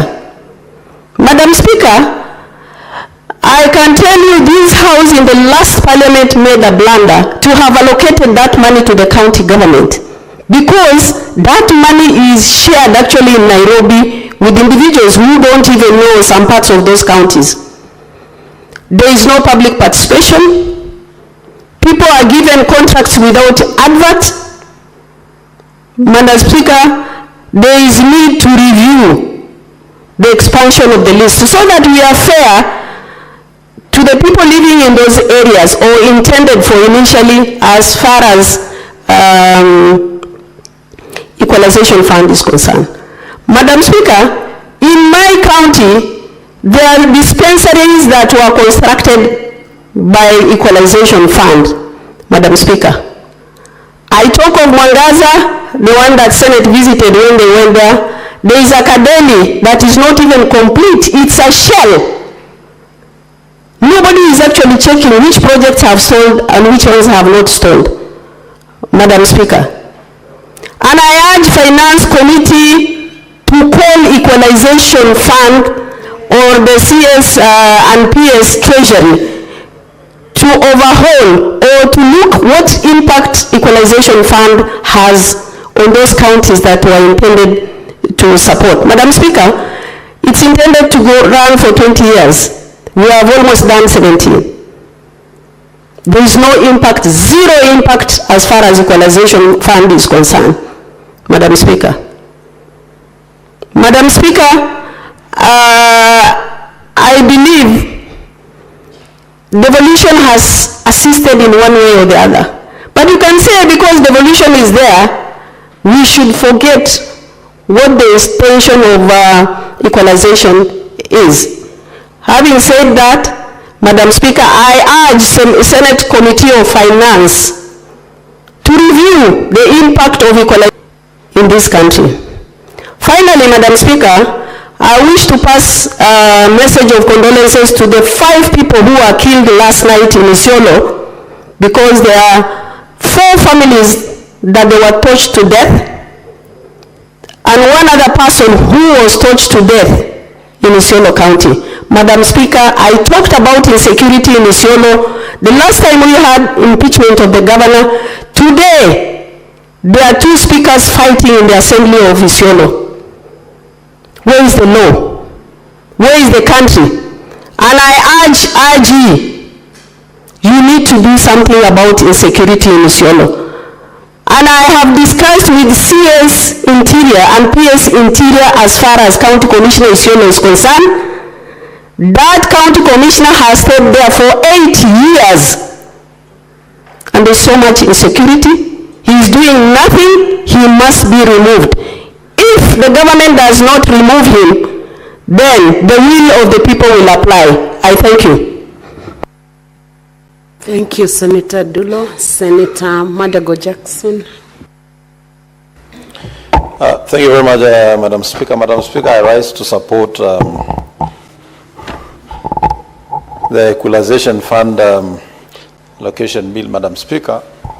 Madam Speaker, Equalization Fund as was set up was actually meant to bring the areas that were marginalized, Honorable Speaker, to what the Constitution describes as general levels where the whole country is, Madam Speaker. Madam Speaker, even as we look at the current Equalization Fund allocation that we are discussing today, Madam Speaker, one of the key concerns that we should ask ourselves as a Senate is why is it that in the same counties, the same challenges that were there before devolution are still the same challenges we are experiencing in those counties, Madam Speaker. Madam Speaker, the Equalization Fund was meant to address 4 sectors: health, water, roads, and electricity.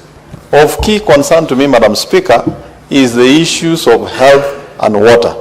In terms of health, Madam Speaker, the Equalization Fund that has been set, and I'm very particular with the counties that have been mentioned, including the county of Senator Dulo, Madam Speaker, is that this money should actually be released and made sure that those facilities that have stood there incomplete for the last 3, 4, 5 years are actually completed with the money that has been allocated. Madam Speaker, Isiolo County is going to receive over 270 million. How I wish that the governor for Isiolo, the man who escaped by a whisker, the Caesars of this house, would actually use the opportunity that he has to redeem himself by utilizing this money and completing those hospitals, Madam Speaker. Madam Speaker, it is also a big concern. When we talk of water in these counties, Madam Speaker, yes, there is scarcity of water, but at the same time in the rainy seasons, Madam Speaker, you will hear there are floods, roads have been washed away, there is no water.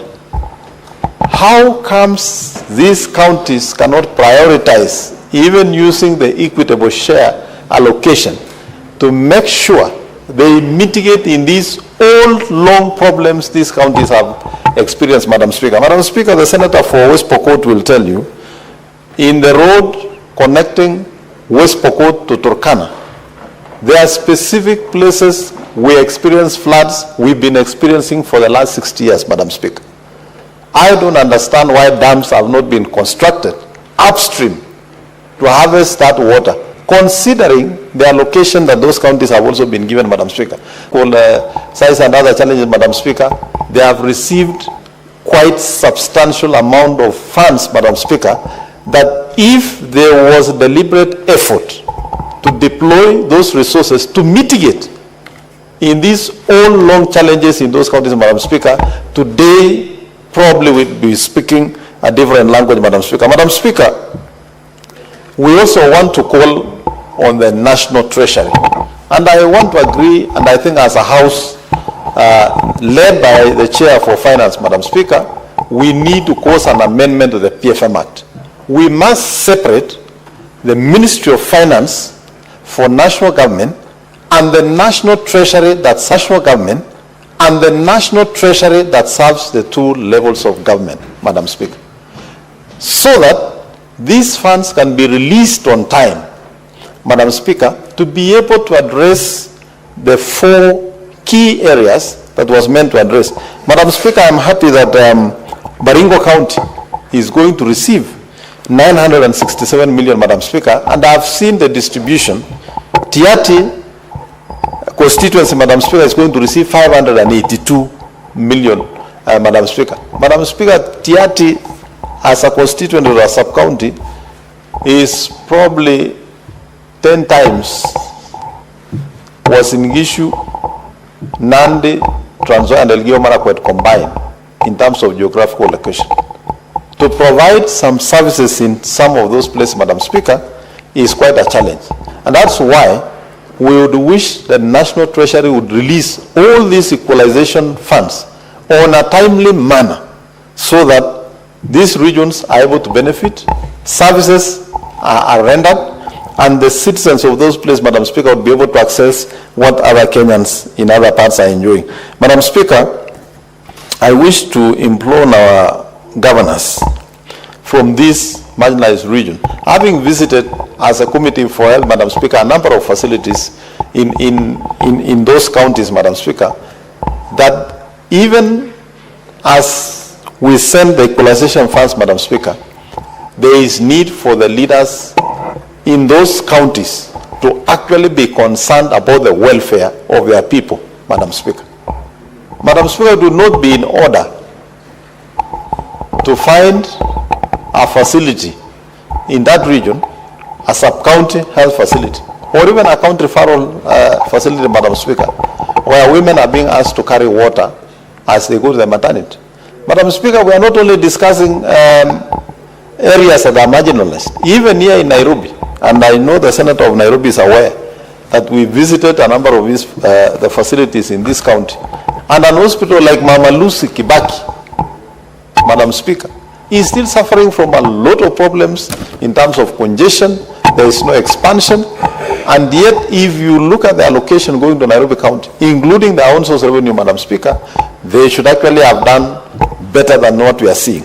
I want to call upon the governors in those marginalized counties, particularly the 11 original marginalized counties, Madam Speaker, that they really have to focus in solving these historical problems that we have had, using both the equalization funds that we are sending and also the equitable share, Madam Speaker. Madam Speaker, I would want to ask, particularly the governor for Turkana and West Pokot, where we are experiencing floods that cuts the roads all the time, that if Turkana County, Madam Speaker, with the allocation of close to 13 billion, would just allocate 2 billion per year just to do dams, that would be the highest productive areas of this country. And Madam Speaker, I want to agree with my colleagues who say these marginalized counties are the next frontiers of development, Madam Speaker, because they are well endowed with natural resources, Madam Speaker.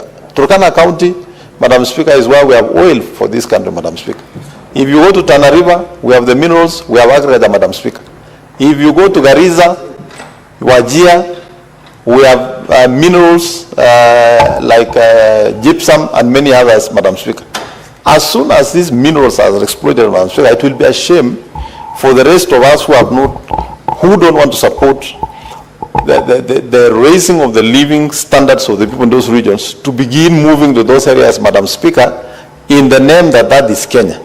We must accept that that region is Kenya now when they need development, and it will remain Kenya when the natural resources in those regions are exploited, Madam Speaker, for the benefit of the country.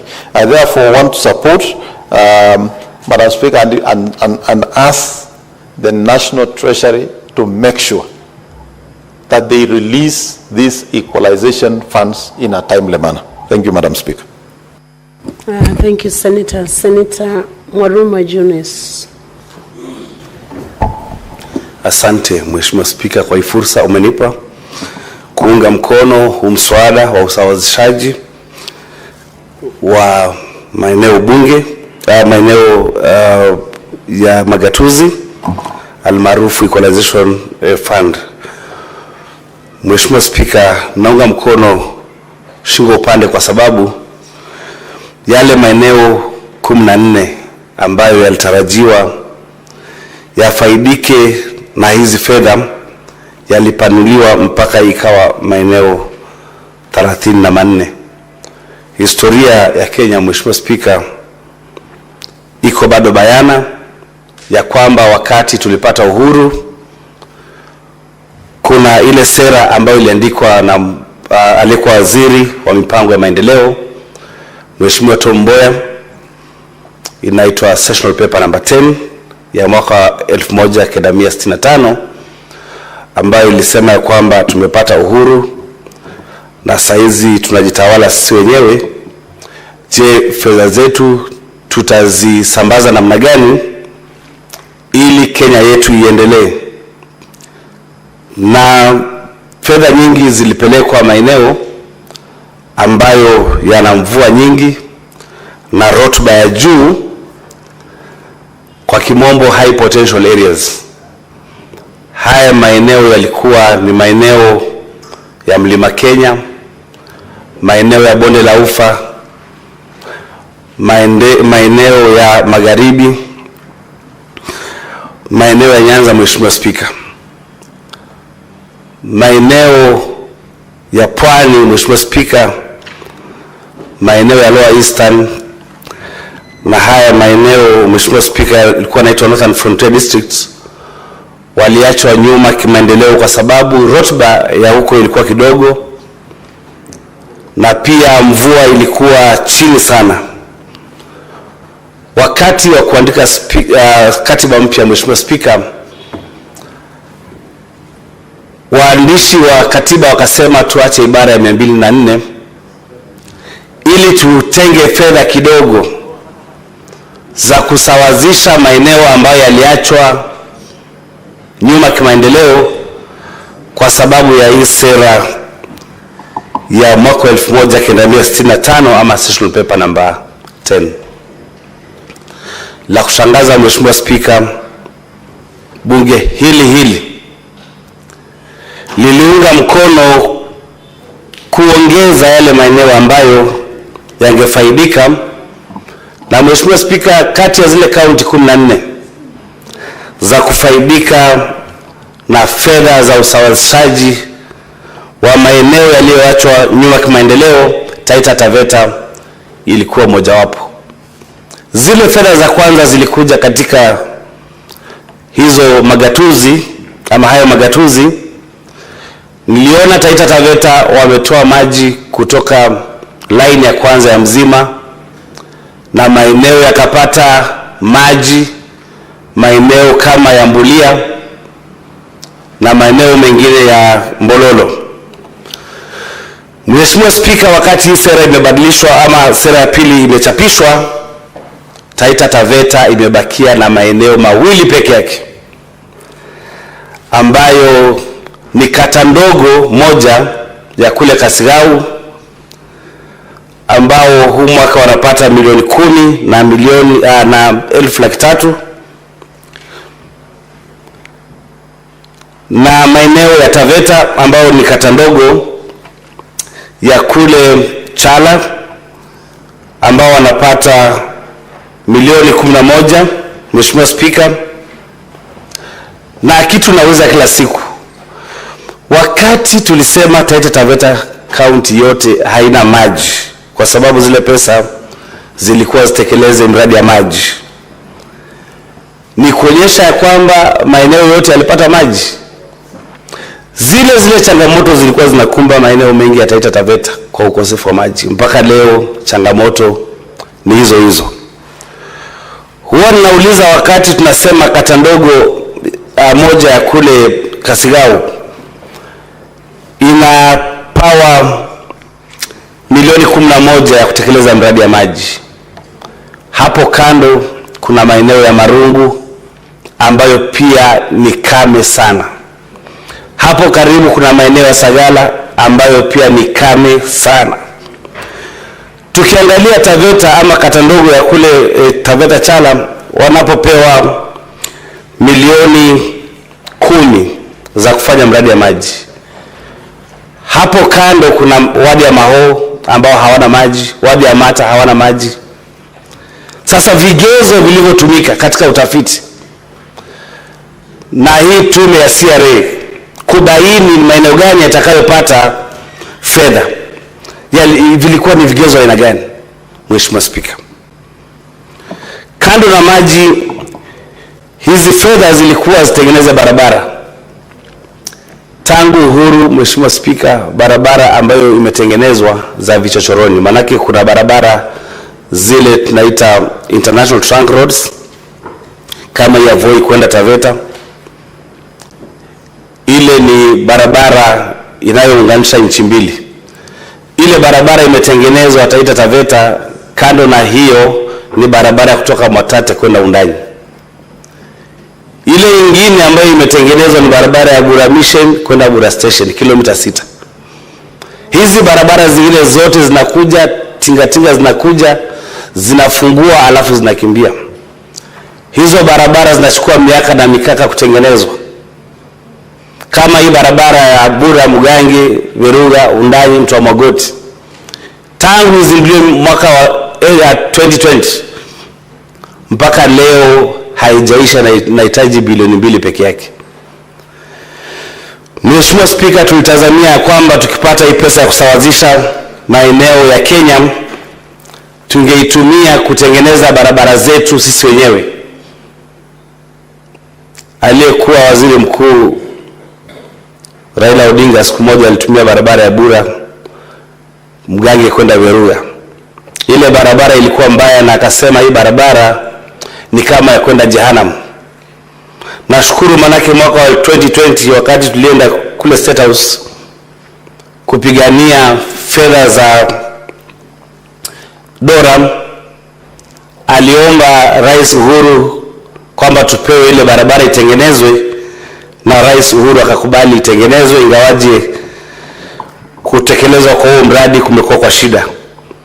Kitu nasema ni kwamba barabara za Taita Taveta ni mbaya, zote ni mbaya, nyingi ni mbaya, na hii pesa ya usawazishaji, kama Taita Taveta bado wangeachiwa hiyo pesa, tungeweza kufanya hiyo mradi ya kuboresha barabara za Taita Taveta.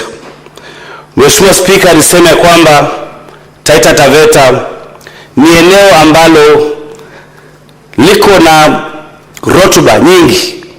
Udongo uko na rotuba nyingi, lakini shida tu ni maji. Na kama Kenya tungetaka kutengeneza utajiri kupitia kwa kuuza bidhaa ng'ambo, basi tungeangazia ile milioni 1 ya mashamba ambayo ni ya Taita Taveta, ambayo ni rangelands, ambazo tungetumia kulisha ng'ombe na mifugo na kuuza ng'ambo, kwa kuwekeza tu kwa miradi ya maji. Chala kuna maji mengi, Njoro kuna maji mengi, Mzima kuna maji mengi. Hayo maji tungefanyia mradi tu wa kuleta maji ya mwagwe, yafanye ukulima kutumia unyunyizaji wa mashamba. Tungekuwa na ng'ombe nyingi, nyasi nyingi za kuuza mpaka Ulaya.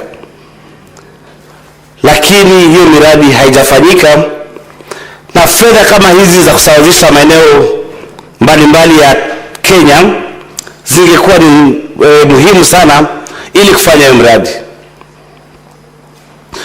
Mheshimiwa Spika, Taita Taveta kuna maji mengi sana. Ukiangalia Mzima tu ambayo inasambaza maji kuanzia Taita Taveta, Kwale, Kilifi mpaka Mombasa. Tungepata fedha kama hii tungeitumia ili kufanya miradi kama hiyo. Na la kushangaza Mheshimiwa Spika ni kwamba baada ya ule mradi wa Mzima tu kutotekelezwa, leo hii unasikia kuna mabwenyenye, kuna watu ambao hawaeleweki wamechukua maji kutoka Mzima tu, wametumia line 1 ya Kenya Pipeline Corporation. Sijui wanayatumia kwa nini, lakini ni jambo la kuhuzunisha, ni jambo la kuudhi, ya kwamba tunaweza kutoa maji kutoka Taita Taveta tupatie watu wengine, na watu wa Taita Taveta hawana maji. Mheshimiwa Spika, ningependa kusema kwamba Taita Taveta imewacha kimakosa kwa hii pesa ya kusawazisha maeneo kiuchumi, kwa sababu nikiangalia Mheshimiwa Spika, majirani wetu wote, nikianzia na jirani wa kwanza ambaye ni Kilifi, inapata milioni 878. Jirani mwingine ni Kitui, wanapata milioni 646. Jirani mwingine ni Kwale, wanapata milioni 475, ambayo eneo bunge moja la Kinango ambalo tunashikana upande wa Macnan Road, eneo bunge moja linapata milioni 265. Kajiado pia ni majirani wetu, wanapata milioni 674. Tana River ambao pia ni majirani wetu wanapata milioni 719. Kitu ambacho ninauliza ni kwamba ni vigezo gani hivi ambavyo vinaonyesha kwamba Taita Taveta hawahitaji hii pesa ya kusawazisha maeneo yaliyoachwa nyuma kimaendeleo ili ifikie kwamba Taita Taveta yote inapatiwa milioni 21 peke yake? Hilo ni jambo la kutamausha, ni jambo la kuudhi, ni jambo la kufisha moyo ya kwamba watu wa Taita Taveta hawajisikii tena kama wako Kenya. Nafikiri ni kwa sababu labda ni watu wachache mno ndio watu wanaona ya kwamba hawa hawafai na kura yao ni kidogo. Kwa hivyo wakati wa kutengeneza ama kuangalia vigezo vya kupeana pesa za kusawazisha maeneo yaliyoachwa nyuma kimaendeleo, hawa hawafai, hawana kura. Mheshimiwa Spika, kando na kuwa tuko wachache, hatuna maji, hatuna barabara, hatuna vituo vya afya, pia stima hatuna, kero la wanyamapori ni kitu kingine ambacho serikali ya Kenya imekataa kuangazia kabisa. Ya kwamba hawa watu wameachwa nyuma kimaendeleo, hawa watu hawana mtetezi, hawa watu hawajui kama watajisaidia namna gani, na katika bidii yao ya kulima mimea, kufuga mifugo kama mbuzi, ng'ombe, kondoo, wanyamapori kama simba na chui wanakula wanyama wao. Ndovu wanamaliza chakula yao. Kama kungekuwa na njia, Mheshimiwa Spika, kule Taita Taveta sisi tunapakana na Tanzania, tukatiwe eneo letu twende Tanzania, manake haifai tena, haina maana tena kusikia kwamba sisi tuko Kenya, lakini yale madhila na zile shida tunazopata kama wa Kenya ziko vile zilivyo. Mheshimiwa Spika, sipendi kuendelea zaidi ya hapo, lakini ningeomba kamati ya fedha ya hii seneti wakati wa kuandika sera ya 3 ya kugawanya hizi pesa za kusawazisha maeneo yaliyoachwa nyuma kimaendeleo, basi tuangalie ili watu wa Taita na Taveta waangaziwe ili. Senator Sifuna, do you have an intervention? Point of information? Would you wish to be informed? Huyu ni kiranja wangu na nitafurahi sana akini patia hiyo nani. Proceed, Senator. Ndugu yangu Mheshimiwa Mwaruma, nimekusikiza kweli ukizungumza hapa na hata mwenzangu Mheshimiwa Ledama Olekina. Tunapata huzuni sana, lakini tunashangaa manake ripoti zipo kwamba baadhi ya viongozi wakuu katika taifa hili la Kenya ni wakazi wa Taita Taveta. Hivi ni kusema hawana habari ya dhila hizi zote ambazo mnapitia. Hilo tu ndio swali nilikuwa nataka nimuulize ama nimjulishe kwamba mkazi mmoja wa Taita Taveta ni kiongozi mkuu wa taifa hili. So sielewi mimi kama Mkenya mambo haya yanawezaje kuendelea ilhali una wadosi pale. Labda tuelezee shida iko wapi? Asante Mheshimiwa Spika, asante Senator Nairobi, Senator Sifuna kwa hiyo taarifa umenipa. Ni kweli kwamba wakuu wengi wa nchi hii wako huko, lakini yale maendeleo ukiangalia pale wako ni kweli maendeleo yanatokea. Kwa mfano kuna barabara 2 kubwa sana ambazo zimetengenezwa, zimetumia mabilioni ya pesa ya kuelekea shambani ya hao wakubwa, lakini huku kwingine tumeachwa nyuma. Na sina haya kusema, manake tukienda leo huko utaona kwamba zile barabara kubwa kubwa zinaelekea kwa hao kubwa ambao unasema. Mheshimiwa Spika, naomba niachie hapo na niseme kwamba kamati ya fedha watuangalie wakati wa sera ya 3 ya kugawanya hizo pesa. Asante Mheshimiwa Spika. Thank you, Senator Mwaruma. Senator David Wakoli Wafula.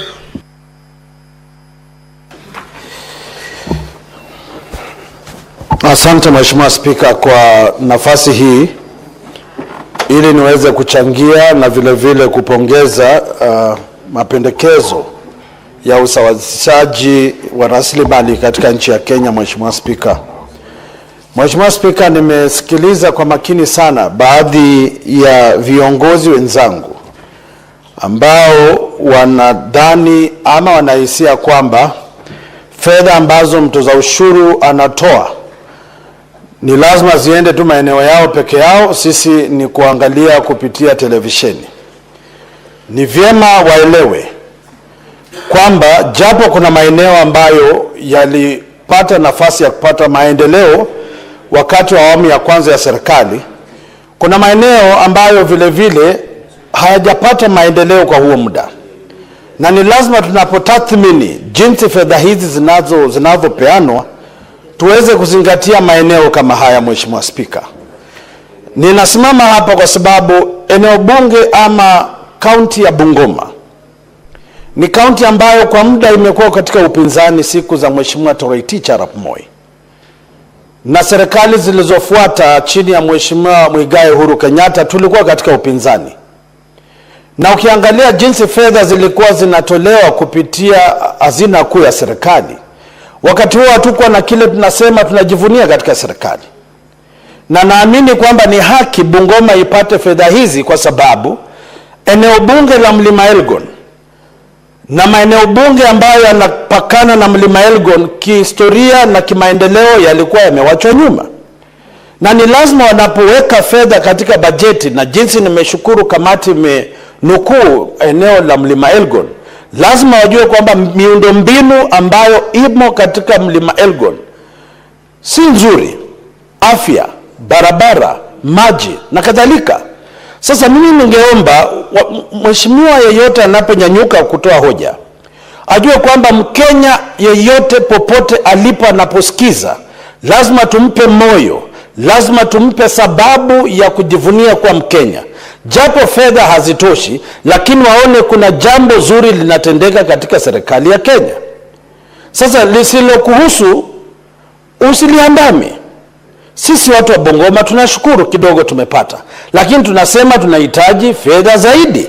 Wanapogawa muda mwingine tunataka kuona ipande kutoka milioni 95 ije kama bilioni jinsi kaunti zingine zinapata. Kwa sababu ukiangalia mgao wa fedha, Mheshimiwa Spika, jinsi tulipopitisha hapa awali, baadhi ya kaunti ambazo zinapata fedha nyingi hata sasa katika bajeti bado wanapata fedha nyingi, na muda mrefu wamekuwa wanapata hizi pesa. Lazima tufuatilie, tujue miradi gani inatekelezwa na serikali za kaunti, wanahusisha wananchi katika kutekelezaji miradi hii, na iwapo miradi hii inaafiki matarajio ya wapiga kura ama wanaoishi katika maeneo haya. Mheshimiwa Spika, ninaangalia kaunti ya Busia, wao ni jirani zetu kule, wamepewa milioni 29. Hizi pesa hazijakuja kimzaa. Kuna sababu ambayo imeshinikiza serikali kuweka fedha katika kaunti ya Busia. Na imaanishi kwamba Busia ilipokuwa na naibu wa rais na mawaziri ama walipokuwa na Mheshimiwa Amos Wako katika serikali, haimaanishi walipokuwepo watu wa Busia walikuwa katika shamba la asali na nyama. Haiwezekani. Kuna changamoto watu hawa walikuwa nazo, ndiposa fedha zimewekwa kwa bajeti vile vile kama Wakenya waweze kuimarisha maisha yao. Nashukuru wameweka kaunti ya Trans Nzoia hapa, wamepewa milioni 12. Japo kuna viongozi huko washukuru chochote, wanabwata tu, wanaongea tu, na lazima tutafuata tujue hizi fedha zinazoenda Trans Nzoia zinatumika kivipi katika eneo bunge la Endebess. Watu katika kaunti ya Trans Nzoia, eneo bunge la Endebess, lazima tutawaeleza fedha zinazokuja za usawazishaji zinatumika vipi ili mjue jumba la Senate linawajali. Japo kuna wale wanapinga serikali, wanatusi serikali, na wakututusi sisi maseneta, tutawapea pesa, lakini tutafuata kuhakikisha hizo pesa zinafanya kazi. Na zaidi ya hapo, wanakandarasi wanaofanya hizo kazi lazima watoke katika kaunti husika, kwa sababu haiwezekani, Mheshimiwa Spika, Senate tunapitisha fedha kama hizi na wale wanakandarasi ni watalii wa kibiashara, wanatoka Nairobi, wanatoka kaunti zingine kufanya kazi ambayo wananchi wa kaunti husika wanaweza kufanya kazi hizi. Sasa mimi naunga mkono kaunti hizi ambazo zimeorodheshwa hapa, waongezwe pesa. Wale waliopewa kidogo, kama ndugu yangu ataita Taveta, waongezewe fedha, ana haki ya kudai pesa ziongezwe. Na wale ambao wamekuwa wanapewa pesa nyingi na hatuoni matunda, wapunguzwe, kwa sababu huenda hizi pesa zinaenda katika mifuko ya watu wachache, ili hali wengi wanaumia, hawana maji, hawana barabara, hawana madawa hospitali. Na mambo kama haya, Mheshimiwa Spika, hatuwezi kubali katika awamu hii ya serikali. Asante sana Mheshimiwa Spika, ninaunga mkono mswada huu. Asante. Thank you. Senator Catherine Muma. Thank you, Honorable Speaker, for the opportunity to contribute to this fund. Honorable Speaker, the Constitution of Kenya 2010, as we all know, is a constitution that emphasizes human rights and the principles of human rights, particularly equity, as a key principle that ought to be applied in governance in order to give opportunity to every Kenyan and every region to actualize the benefits of within our country. Mr. Speaker, first to commend the government and the Parliament, 13th Parliament and the 4th Senate, for having operationalized the Equalization Fund. As you are aware, this fund was intended to be a time-limited fund that was supposed to be operationalized as soon as we began implementing devolution in 2013. But this fund has never been operationalized. It is so sad that it's one of the tools of equality that was ignored by the Jubilee government. 13 years now, it is now 13 years. I'm glad that at least now we are on the second phase of sharing out this bill, this fund. Madam Speaker, the Equalization Fund had a particular purpose. It is an affirmative action fund that was intended to be deployed towards fast-tracking the basic development environment in areas that have been marginalized. And Madam Speaker, we have a country that has a lot of disparities, a country where in one you will have a constituency where the worry about the schools is lunch, possibly dinner, while in another place, children in that place are having to read using the lights of nature, the moon in the night, and they don't even have places where they can sit. When this constitution was developed, this fund was put there deliberately to help and hold those areas that were ignored, that were treated as though they are not part of Kenya, to also get their people and their children to have a hope in this country. We have been dilly-dallying around this. We have been arguing, and I blame Parliament entirely for the delay in the implementation of this fund. And that's why I want to commend us that at least we have distributed it now the second time. And despite the disparities that have been put in here, I think it is a good way forward. Madam Speaker, even as we look at the disparities in the manner in which this fund has been distributed, I would want to urge the Senate to actually come up with an oversight tool over this fund. An oversight tool because this fund is supposed to be deployed towards basic services that are also county functions. We need to be able to pinpoint.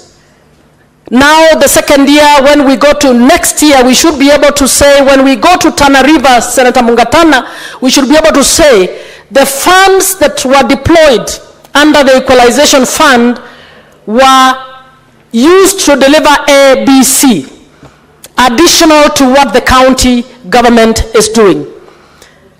We need to be able to say that, and to be able to review, to say, was that the best way in which we'll have fast-tracked in terms of this county? Was that the most needy area that was received these funds? And thirdly, is this the best way in which this fund should have been used? So even as we move forward, I would want you to note that water, health, roads, electricity, and whatever other infrastructure that is contemplated to be delivered under this fund are county functions. So we need to be able to have a timetable or a special schedule to monitor the manner in which this fund is actually bringing up the levels of development in a particular county. Madam Speaker, this should also lead eventually to the determination of changed poverty indices, changed parameters that we are using to determine the equitable share in terms of the nationally collected revenue. So if we don't do this, and I'm throwing a challenge to our Finance and Budget Committee, we must be able to tell Kenyans the value of equalization funds by clearly demonstrating that this is what the equalization fund did in Turkana, and as a result of deploying these funds for 5 years, Turkana was able to move from being measured at this level in terms of the poverty index to the fund. Madam Speaker, I don't know whether we have resolved, and we need to resolve. This fund was supposed to exist. Now that we have started, this fund is moving us in development, particularly this fund is moving us in development, particularly moving to even determine the need to increase it. There's nothing wrong in determining that we can actually take a portion of the national revenue and continue to deploy it towards areas that need to be brought up in order to participate in the development agenda of this country on an equal basis with the others. So as I finalize, I will not speak to the detail of what is there, but Madam Speaker, I find it curious that a county would be given only 31 million Kenya shillings, 29 million Kenya shillings. I don't know what 29 million Kenya shillings will do in terms of real change from marginalization coming up. I fall in the school of thought that felt maybe we should have just picked a few counties, give them adequate funds to bring their infrastructure to a particular level, and then we move to the next and do the same.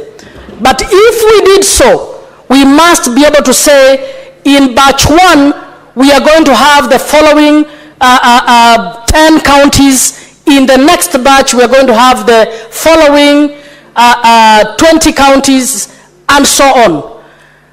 So, Madam Speaker, I think for those who are appropriating or who appropriated these funds, I am disturbed at the figure of 29 million. I think it is money, but I don't know how 21 million would truthfully assist the areas that are truly marginalized. And I'd like to demonstrate in one way. If you are going to build a school in the far-flung place of Turkana, for that school to be functional, it requires the physical infrastructure, it requires teachers, it requires security, it requires water, it requires energy, it requires a health facility to be there to support that group. So if you give them 29 million, how much can they achieve? It means if they are going to use the equalization funds to fast-track facilities that can get children going to school, we will be waiting every year so that a building is done and it lies fallow as we wait for next year's funds to come to do the water, and then we wait for the next year to come. But if we gave them enough funds to build a school, put water, do the road infrastructure around that school, do a health facility, then you can immediately, you'll have done what this fund was intended to do, to fast track the bringing of those regions to a level where the others are. So I would want to urge us as leaders not to be fixated with tearing the little monies that are there so that you say every county must get a little bit of it. We need to be able to divide these funds in such a way that we can, in 2 years, demonstrate that by deploying so much funds in Turkana and Tana River, we have brought real change to the lives of children, to the lives of women, to the lives of men, to the lives of communities in those far-flung places. So I'd like to ask our finance committee to think through the ideology behind Equalization Fund and to be innovative enough to help us to ensure that the deployment of this fund truly does what it is supposed to do, to fast-track that development. Thank you, Madam Speaker. Thank you, Senator Mudigi Alexander.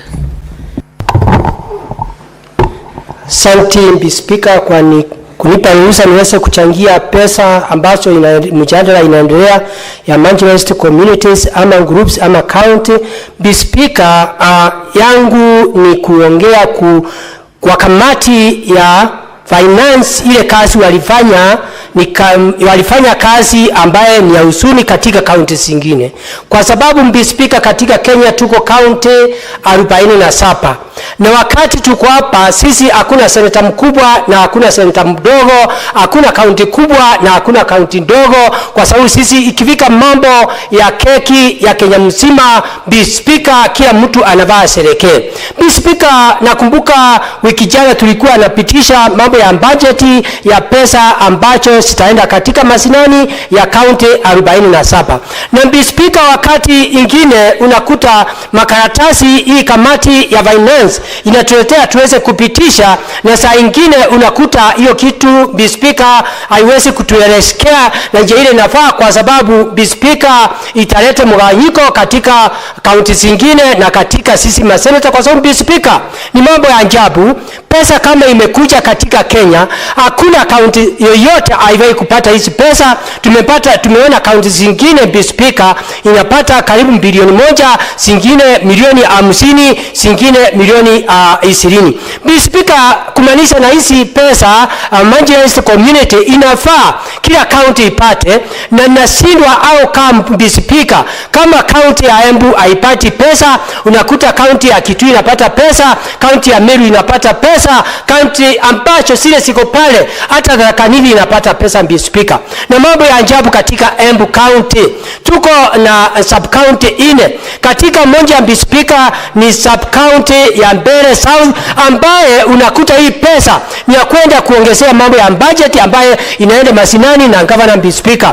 Na katika Mbeere South unakuta kuna watu ambaye wanaenda kilomita kama 20, wengine kilomita 50 Mr. Speaker. Hakuna magari kwa sababu barabara isimeharibika, hakuna maji Mr. Speaker. Na kubuka hata leo asubuhi kulikuwa na wasiri wa maji ambaye nilikuwa nauliza Mr. Speaker, Embu County itaangaliwa namna gani juu ya mabao ya maji kama Tharaka Nithi na Meru na Tharaka Nithi, ile mabao tatu ambaye moja iko Embu, moja iko Manyata na hiyo nyingine iko Mbeere North na nyingine iko Runyenje. Mr. Speaker, kama tulikuwa nauliza vile tutapata maji, njia ya kilimo yetu ambaye ni mguka na mambo sile singine Mr. Speaker, na budget inakuja hapa Mr. Speaker, unakuta leo hakuna sisi kwa hii karatasi, hakuna kitu ambayo Mr. Speaker Embu tumepata.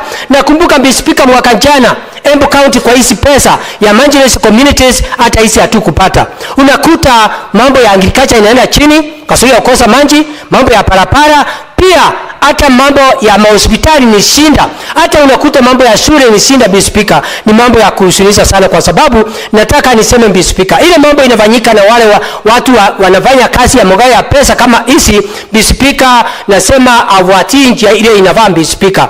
Mambo ingine ni Mbeere South na Mbeere North, unakuta sehemu zingine unakuta kuna shida nyingi sana. Janga la njaa ikikuja huwa inafuata ile laini, inafuata Mbeere South na inafuata Mbeere North, na hizi pesa inafaa iende isaidie wale watu waweze kuisaidia Mr. Speaker.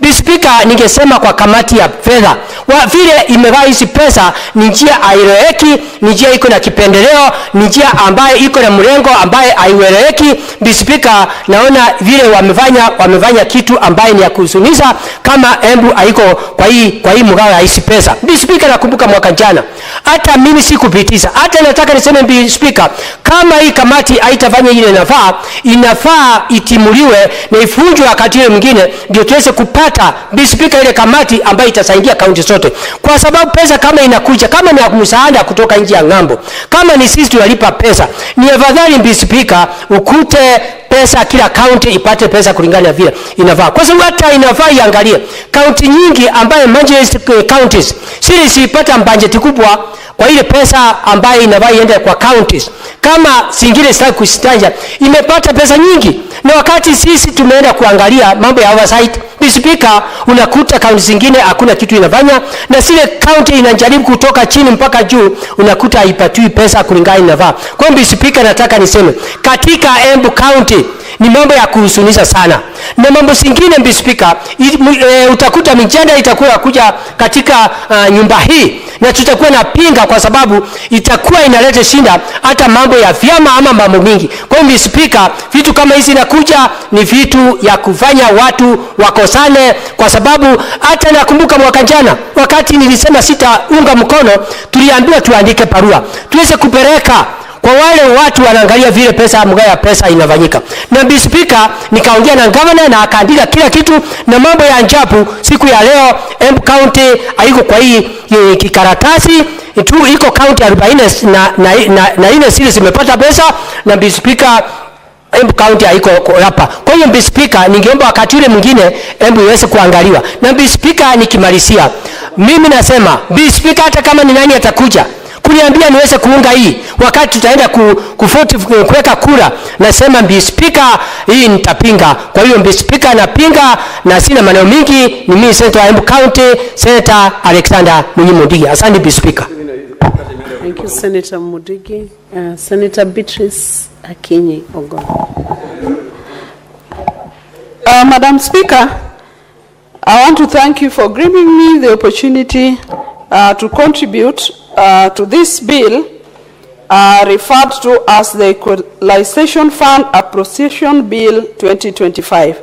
And from the onset, Madam Speaker, I want to request my colleague Senator Mudigi that when the time comes, he should rethink and support this bill. Madam Speaker, I want to request him because in this country, there is a key tenet that everybody looks forward to, the issue of equity.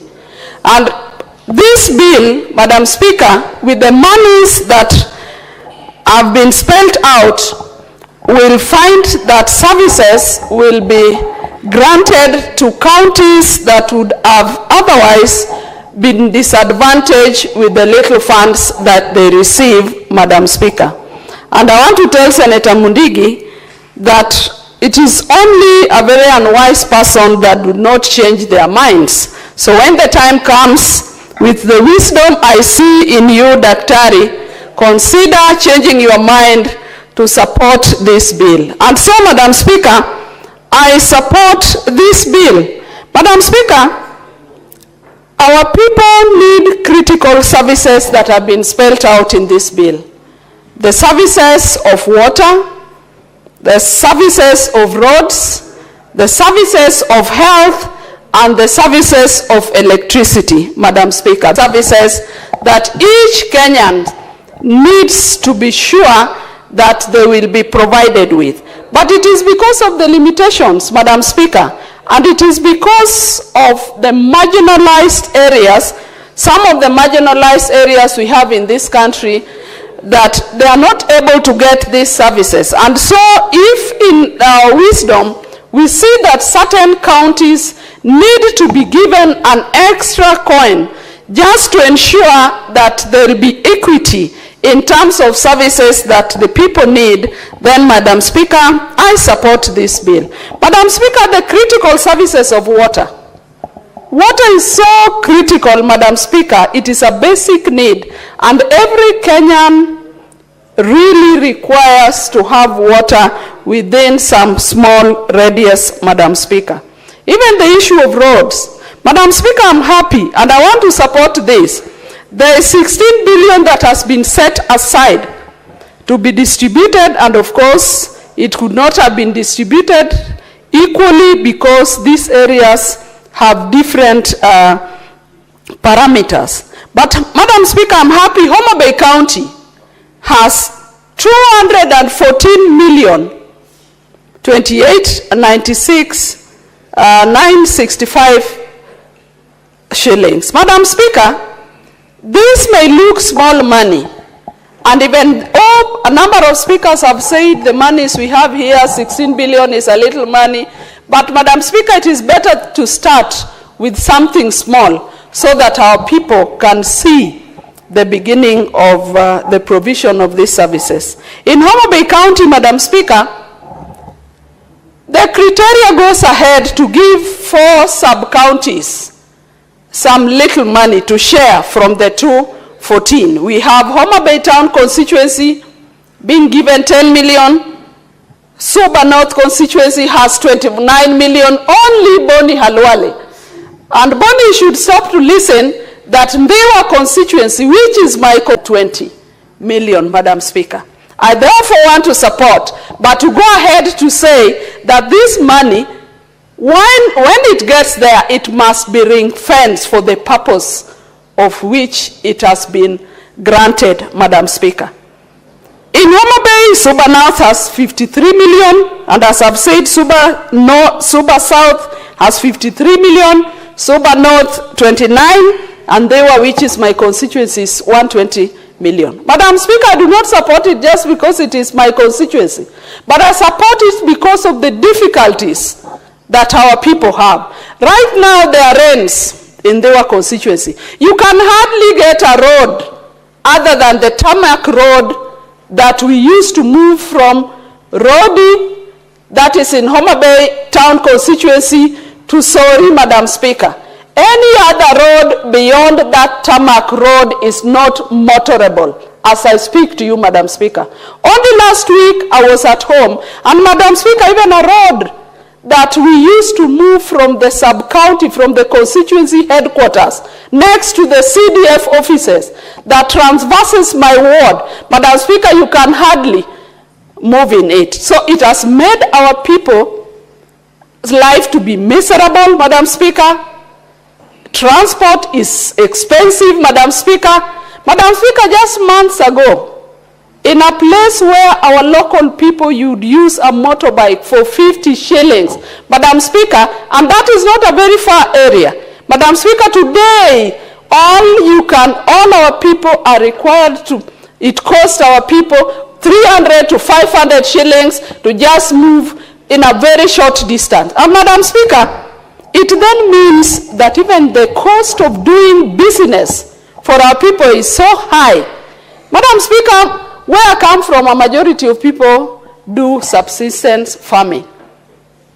People who grow some vegetables and transport it to the markets, some tomatoes and transport it to the markets, some maize, some groundnuts, some beans, Madam Speaker, but it is becoming very expensive for our farmers to move their goods from their homes, from their farms, even to the market. And so, Madam Speaker, when some funds are appropriated to improve our roads, Madam Speaker, I would only rise here to support that bill. Madam Speaker, even the issue of water. Madam Speaker, being a woman, I know how critical access to water is to our people, and especially to women, Madam Speaker. So if we have money that is going towards the development of water so that our people can get water closest to them, then I would definitely support that bill. So, Madam Speaker, the other critical service that this bill, these monies will support is the issue of health facilities. Madam Speaker, health is critical. Some of these basic services that are spelled here for support are the major services that our people demanded to be devolved, Madam Speaker. And so I want to support this because, Madam Speaker, health facilities will be improved, if not expanded or improved, as I say, and we hope with this little money, Madam Speaker, those who are going to use it will ensure that our people have essential services in the health facility. Madam Speaker, the other critical service that is spelled out here to be used with the funds that are appropriated here, that are going to be appropriated here, is the issue of electricity. Madam Speaker, I still want to come back to my constituency, which is Niwa, that our people still do not have adequate access to electricity. Just the other month, the President was launching the last mile connectivity in my constituency, and Madam Speaker, if you remember, I was here asking the CS Energy to confirm to me and reassure me as somebody from their constituency that other than the launch will translate into our people getting electricity in the last mile connectivity. Madam Speaker, some 1 year ago on this same floor, I'd raised the issue of even faulty transformers in my constituency and in my county. And so I'm happy that these monies are going to help to improve access to electricity for my people in Homa Bay County, and particularly in their constituency where I come from. In that constituency, Madam Speaker, there are all the faulty transformers of the inventory that were given by the CS Energy once in this house, Madam Speaker, and there was a promise that the CS made that those transformers they are going to be corrected, Madam Speaker. But I want to tell you that up to now, even the inventory of the specific transformers that the CS spelled out would be improved in that year, they are still not working. Half of my constituency still is in black, is in darkness, Madam Speaker. But with the last launch that we have, I'm looking forward that something will be done, and I'm happy that the amount of money that has been given in this Equalization Fund, Madam Speaker, is going to go ahead to support the improvement of electricity, not only in my constituency, but in other constituencies, as spelled out, is going to help in improving roads, and especially, Madam Speaker, we keep on saying that our people should develop themselves, should go for grow themselves. But Madam Speaker, it is not easy for our people to even grow, to come up, if there are not roads from where they come from. Madam Speaker, over 60 years after independence, we should not see some of our areas with no roads, as I see in my constituency, Madam Speaker. So, Madam Speaker, I want to support this bill, and I want to say that the monies that will be appropriated here will lead to equity in services across the country, will lead to equality in services across our country, and I'm happy it is specific about water, about roads, about health, and about electricity. But, Madam Speaker, as I support this bill, I want to say that the money might not be adequate, but let us take this for now and let us improve on it in the coming years. Madam Speaker, I support. Thank you, Senator Beatrice. Senator Mariam Sheikh Omar.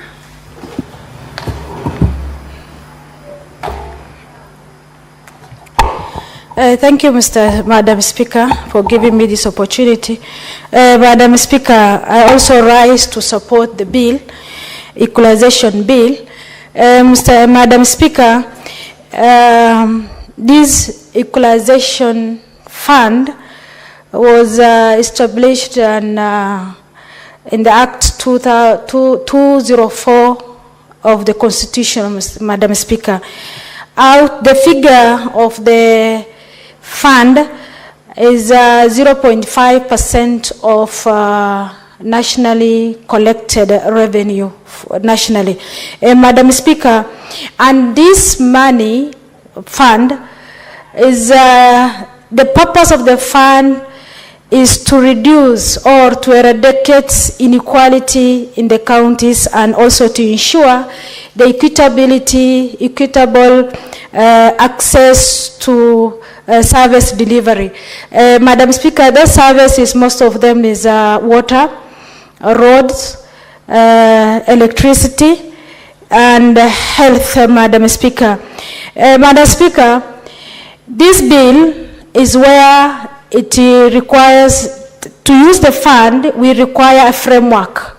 So that's why we need this bill to be in place so that we can use the equalization fund to be utilized. Because the way it is before, if it is a fund, you cannot access the fund without the framework. So this is the one of the framework to be accessed. Madam Speaker, there is many projects which has been done under this equalization fund.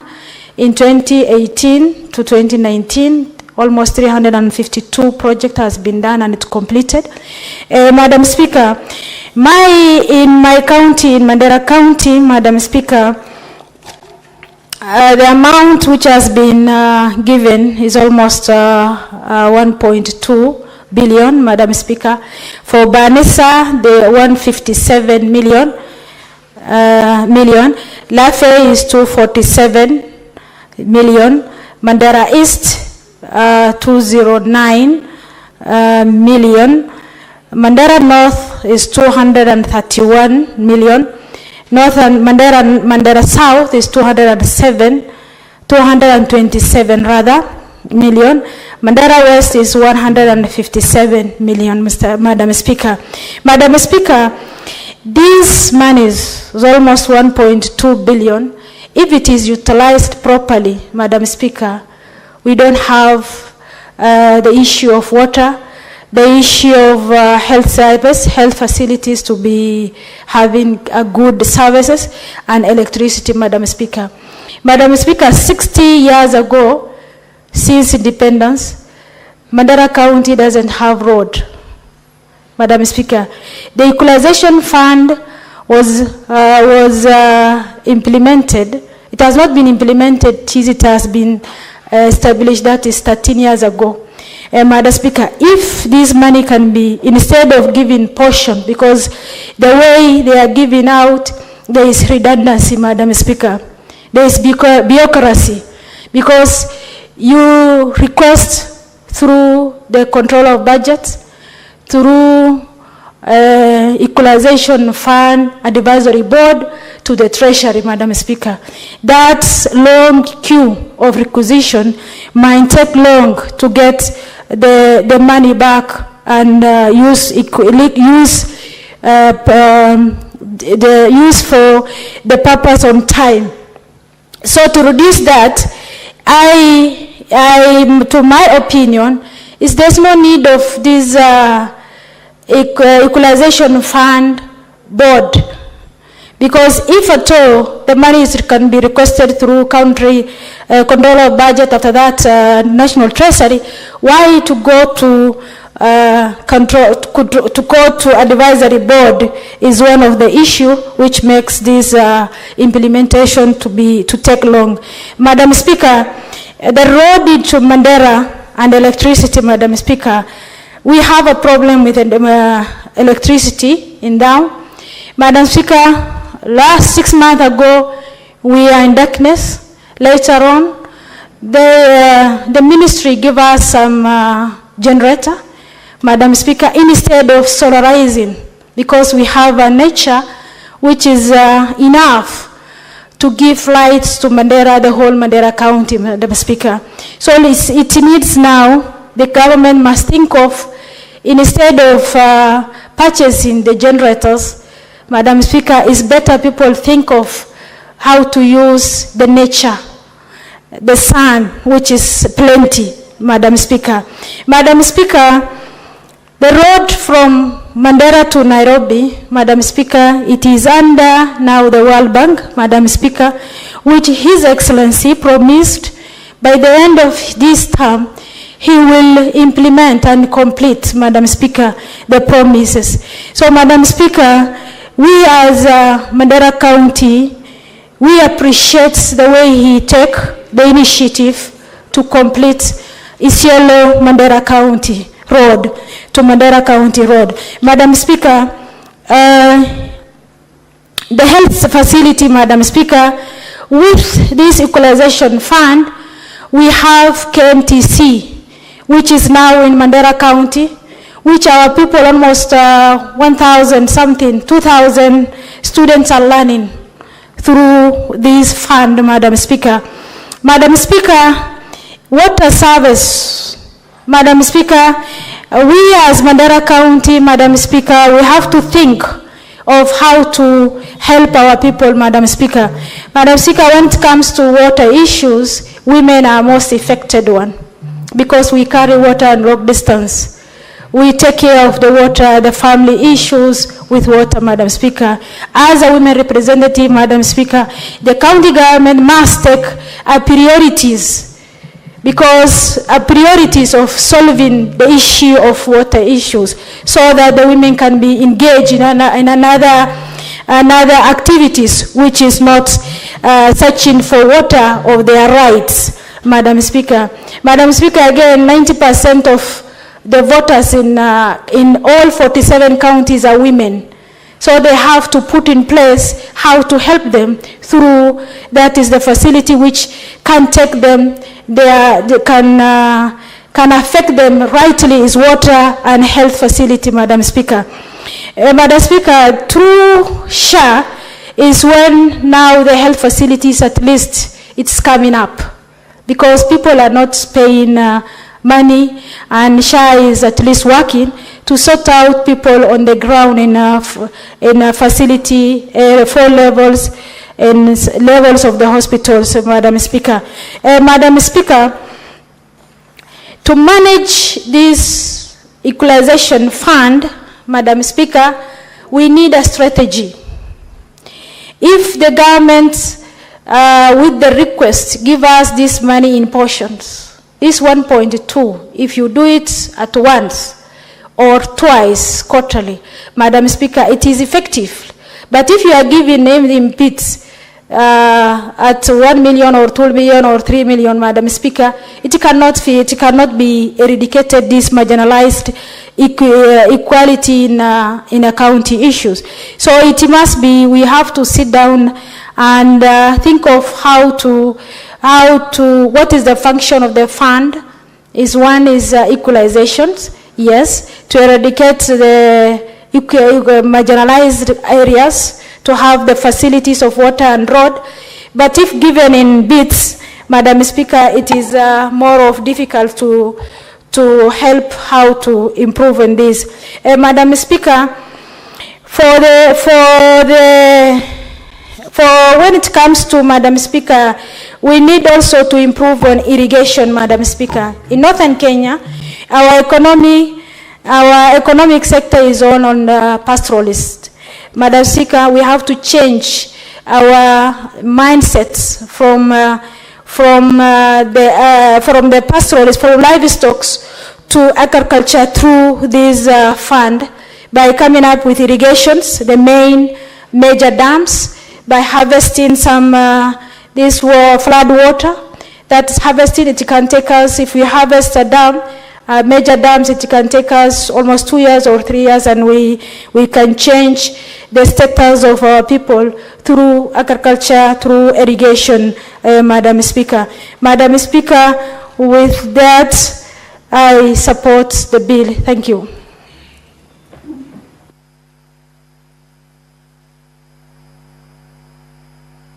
Senator Abbas. Thank you, Honorable Speaker. Honorable Speaker, I want to contribute to this bill. Honorable Speaker, Equalization Fund was done, formatted in 2004. And the purpose was to bring at bar, in terms of development and achievements, 14 counties that have been neglected for many years, including my county. And the funds were not released immediately, and it stayed for a long time in the treasury before it was distributed. However, it accumulated a lot of money, and to date, the money is being released in piecemeal. My county now is receiving 1.6 billion, but this actually is insignificant because it has been, again, split into small bits of money, like a million, 1.5 million, 1.58 million, 88 million. This money, if well utilized, would have made some significant improvement. However, when it went to counties, the money was further split into small pieces, small funds, money.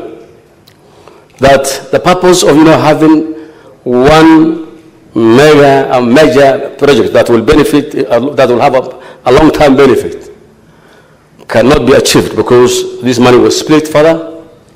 A committee was formed, and now it's actually under the control of the governor. And now the money is now being used to lure some supporters and all these things. But the money is being distributed in piecemeal, like 2 million for a project, 1.something million, 3 million. So it misses the whole purpose. One other thing, Your Honorable Speaker, that this money was initially meant for 14 counties.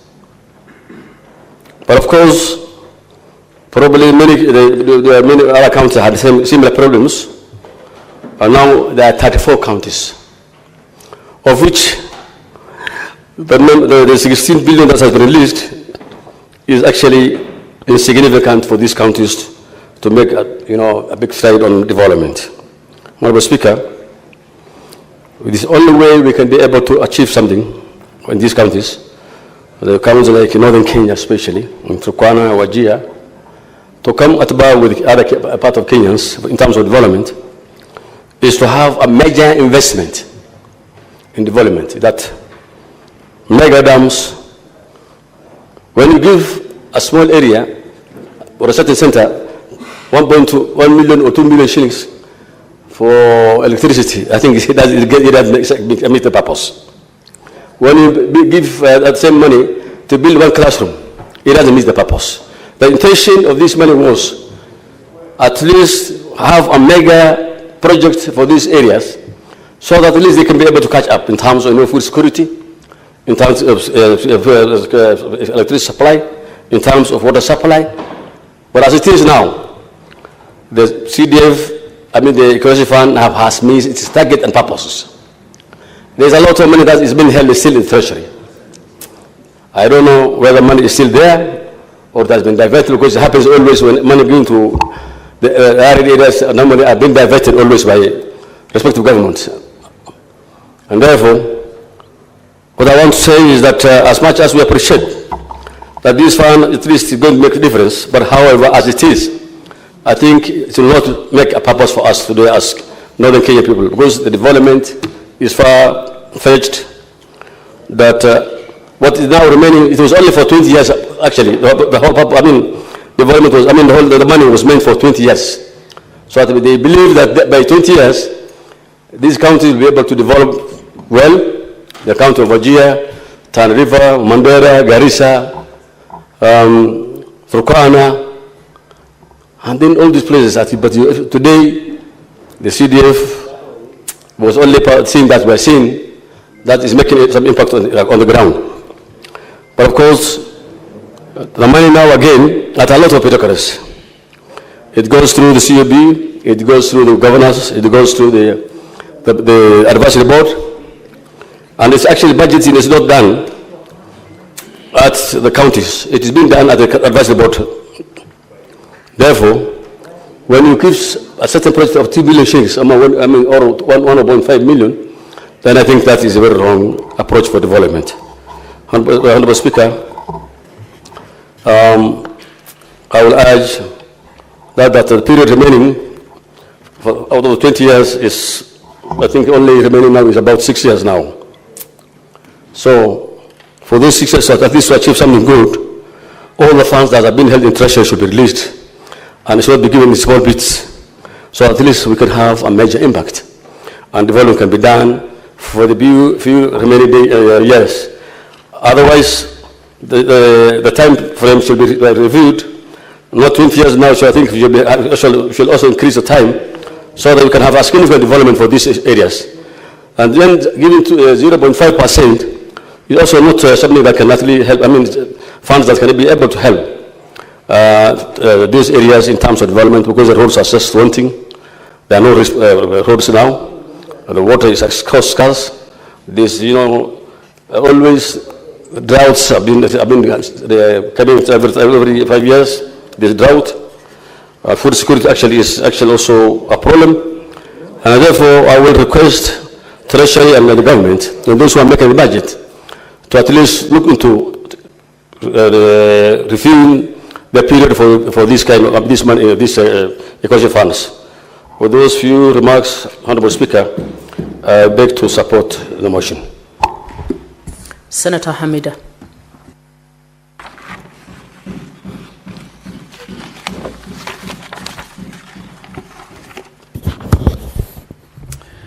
Thank you, Madam Speaker. I also rise to support the Equalization Fund, Madam Speaker, bill, which seeks to give efforts to Article 204 of the Constitution by provision of the release and use of Kenya shilling 16.8 billion from the Equalization Fund for the financial year 2025 and 2026. Madam Speaker, I will only touch on few key areas so as not to repeat what has been contributed. I looked at the rationale for the bill, and the purpose it seeks it seeks to facilitate and access essential basic services, namely water, roads, health facilities, and electricity, Madam Speaker. It's also the marginalized areas, and it really brings, the goal it's bringing, it's more or less brings a parity with the rest of the country.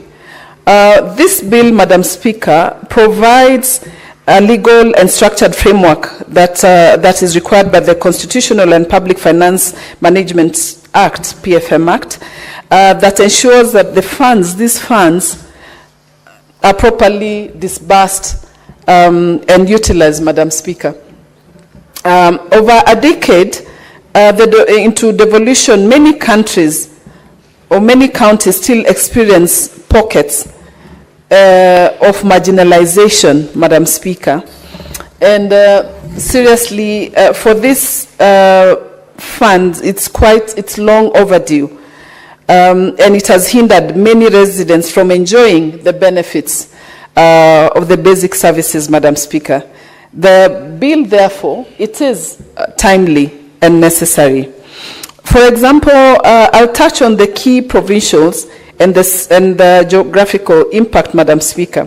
The provincial clause 2 and 3 authorizes 16.8 billion to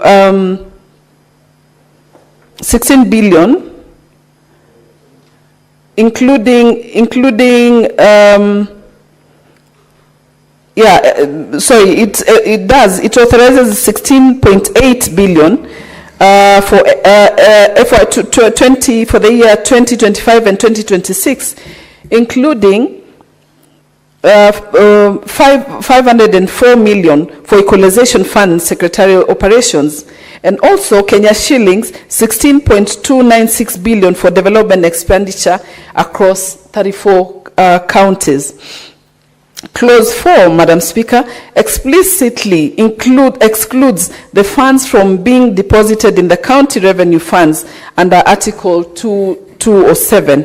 Clause 5 also does provide that approval for the projects will not lapse at the end of the financial year and will also remain in force until all projects are completed. Clause 6, Madam Speaker, provides that disbursements require both the controller of budget authorization and written instruction from the Equalization Fund Advisory Board, Madam Speaker, via the National Treasury. Madam Speaker, I realize this is quite significant, and that's the best, I'm looking at in this bill, because the bill honors our constitutional mandate to uplift all historical marginalized regions. I have seen Senator Mariam actually trying to compare, the Mandera counties and the other counties, and I feel strongly that I feel for them, and I realize that the bill accelerates equity in development, giving vulnerable constituencies the infrastructure needed for education, healthcare, economic activity, and dignity. Healthcare is key here, Madam Speaker. When we moved around with the health committee to different counties, we realized that people are really in dire need of healthcare services. And I really wish we could have different counties with state-of-the-art hospitals that take care of Kenyans, Madam Speaker. For example, a county like Laikipia was taking care of about 5 to 6 counties. The Isiolo, the Marsabit, some of the Meru, and others were depending on Laikipia county on healthcare. Then we find other counties that don't operate, they don't even have theater services even after delivery or in case of any delivery, Madam Speaker. So seriously, the funds are long overdue that the Kenyans have been waiting for development. The geographic impact, Madam Speaker, excuse me. I've seen the bill affects over 70 constituencies across 34 counties, including Turkana, Wajir, West Pokot, Garissa, Tana River, and other identified as marginalized. The largest allocation I've seen, Madam Speaker, is Turkana with 1.86 billion, Narok with 1.25 billion, Mandera 1.22 billion, West Pokot 1.66 billion, and Samburu 1.05 billion. I think this is key, Madam Speaker. I seriously support the Equalization Fund Appropriation Bill 2025 and urge for that reason that it's expedited and considered considered as historical when in fact, if we observe if we have observed the delays in the disbursement of these funds, Madam Speaker, often towards the end of financial year, let us act swiftly and timely to ensure that implementation and delivery of these services should be to the communities that need the services and development is moved as swiftly as possible. Madam Speaker, I think I'll only speak to that because many have discussed certain issues and I do not want to repeat what has been discussed. Thank you, Madam Speaker. Senator Seki.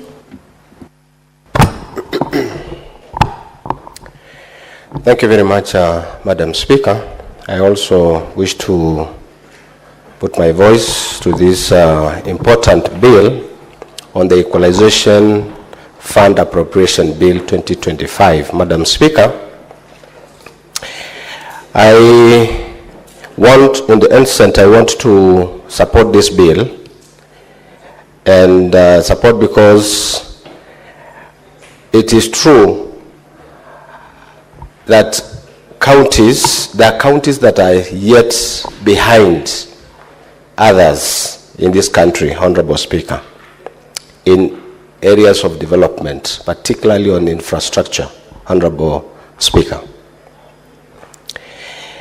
The marginalized counties, the semi-arid and arid counties have really realized a very strong problems or even big problems on infrastructure, particularly water, roads, health services, Honorable Speaker. And this bill comes in a handy where we try to bring these counties to a level where the others are. Honorable Speaker, looking at the county like Kajiado, which they have realized or they have benefited with 449 million, which Kajiado Central have been apportioned at 233,919,794. Kajiado South receiving 102,681,312, and Kajiado West receiving 337,224,343. Really, the Commission of Revenue Allocation has apportioned this through their, through the kind of research they have done, and they have realized it is true these sub-counties are quite marginalized, Honorable Speaker. Looking at the county, a sub-county like Kajiado South, where you have very big wards with a big population, and you hardly get a road in one of a road that crosses the entire ward. People are using motorbikes, bicycles, people use foot to transact, to go to market areas. Women getting very hardly for them to get even water to drink, not even to wash, or even to use washing themselves, or even cleaning their houses, Honorable Speaker. This is a bill that comes to equalize even other areas within the county, Honorable Speaker, rather than even the country, Honorable Speaker. Health services, we find that somebody would even go for almost 5, 6, 7 kilometers without even getting a health center or even a dispensary, Honorable Speaker. This bill comes in a hand where the county, through the board, the board of this bill and the secretariat will realize this needs of these areas, such that they try now to put that this project, Honorable Speaker. It is true that we've been having this bill all along, but we have a problem where the implementation of this bill is becoming a big problem. When we realize these funds, this money is being divided into small parts, or even into small projects of 2 million, 3 million, 1 million, which will not bring any impact in the county, Honorable Speaker. Our request, and as this House, the Senate should supervise, should also go through and look at how this money is being appropriated, or even being subdivided within the sub-county, or even within the ward, Honorable Speaker, so that we realize impact. We see impact within our wards. And it should not be left to governors to, give directions on how they use this fund. Because sometimes they go and, subdivide this money, allocate this money in very small units, small numbers, such that we are unable to realize the impact of the money, Honorable Speaker. I want to say that the kind of issues that we are seeing here, we want really to put a lot of strength, or even to fill some gaps, such that we don't see other pending bills coming in this kind of a bill, this monies, Honorable Speaker. We want to put a lot of restrictions, even in that bill, that appropriate, that also try to control the regulations that controls this bill should be put in place, such that we realize the gaps within the implementation of this bill. Honorable Speaker, I want to believe that awards like Kimana that have not been appropriated that bill in Kajiado North, South, in Kajiado Central, Ildamat ward, which did not receive, because they are also having some areas that needs to be allocated some funds, particularly electricity and such kind of services. A ward like Imaroro ward in Kajiado East. So I think these are the kind of things that we really need to follow up as the Senate, so that we see those counties that have benefited as also realize this money within the sub-county, and even within the wards that have a problem on areas of marginalization. Otherwise, Honorable Speaker, I submit and support this bill. Thank you. I'd like to call upon the mover to reply. I don't have any other contributor scheduled.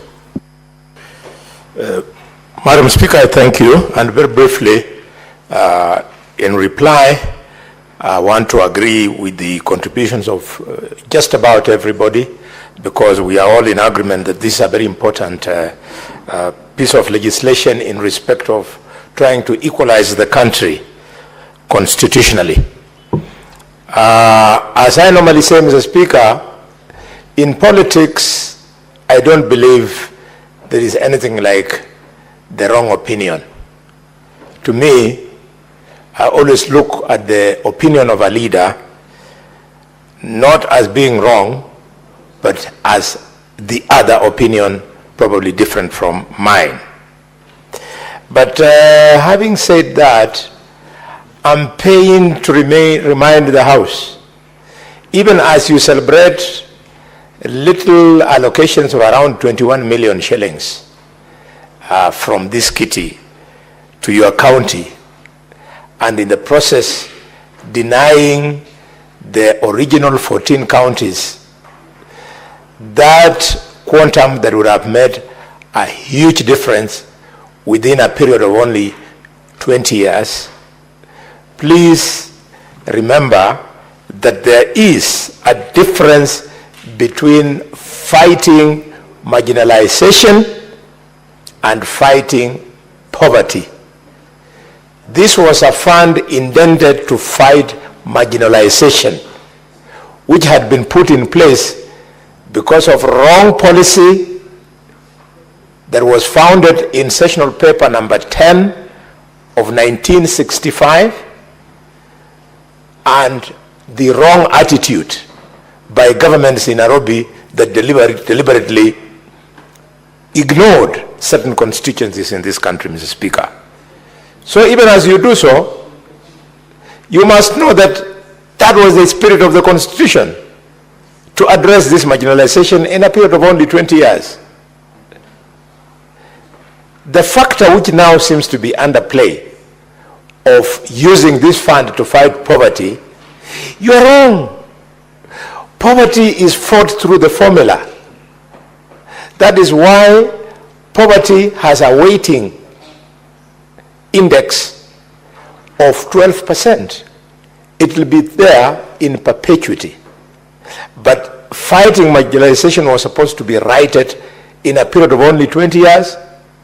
And I saw, Speaker, you got it very well when you're making your presentation, that now that we are in year number 13, the sunset clause should now be reviewed.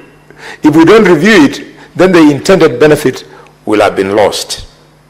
I wanted to say only that much on this, and Madam Speaker, I reply. And pursuant to Standing Order number 66-3, I'm replying. You'll have a chance. Relax. Pursuant to Standing Order number 66-3, I request that the putting of the question to be deferred to a later date. And I thank you. Honorable Senators, I'd like to get back to an item that was deferred by the Speaker, order number 6, the notice of motion. Please call it out.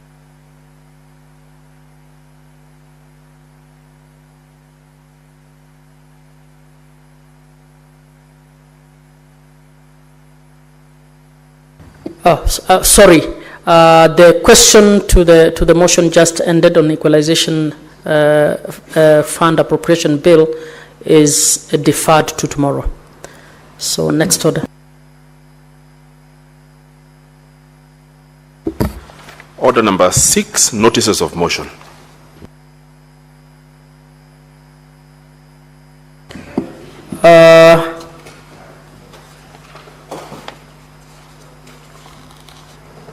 Is it order number? Which one number is it? Senator Karen Nyamu.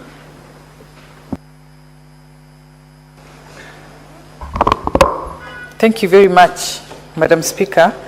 I'd like to give a notice of motion, installation of CCTV cameras in all police station cells and police reporting desks. Aware that Article 51 of the Constitution provides that a person who is detained, held in custody or imprisoned under the law retains all rights and fundamental freedoms in the Bill of Rights, except to the extent that any particular right or a fundamental freedom is clearly incompatible with the fact that the person is detained, held in custody or imprisoned. Further, aware that the National Task Force on Improvement of the Terms and Conditions of Service and other reforms for members of the National Police Service and Kenya Prison Service recommended adequate government funding for the National Police Service to modernize its facilities, equipment, and gear, and enhance its logistical and technological capabilities for National Police Service officers in order to enable the service discharge its mandate efficiently and effectively. Cognizant that the Bill of Rights provides for protection of all human rights, prevention of abuse, and upholding of the rule of law within detention facilities and police stations, concerned that there has been increasing reports of human rights violations, abuse, unexpected injuries, and deaths in custody, as well as security breaches and escapes from police cells across the country. Further, concerned that despite the recommendation by the Justice Maraga Task Force, little or no efforts has been made to ensure modernization of police cells by installation of closed-circuit television, CCTV cameras, and police reporting desks, thereby affecting public trust and accountability in what happens to persons in police custody. Now, therefore, the Senate resolves that the national government, through the Ministry of Interior and National Administration, 1, installs functional and tamper-proof CCTV cameras in all police stations and cells and police reporting desks across the country.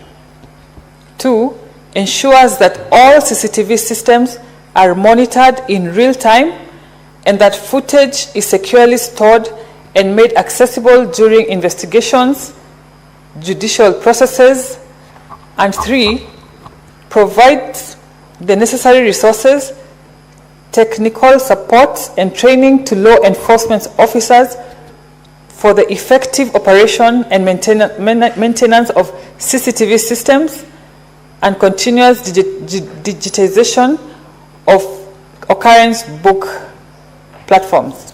Thank you, Madam Speaker. Honorable Senators, I have a communication to make on visiting teachers and students from Meteitei Secondary School in Nandi County.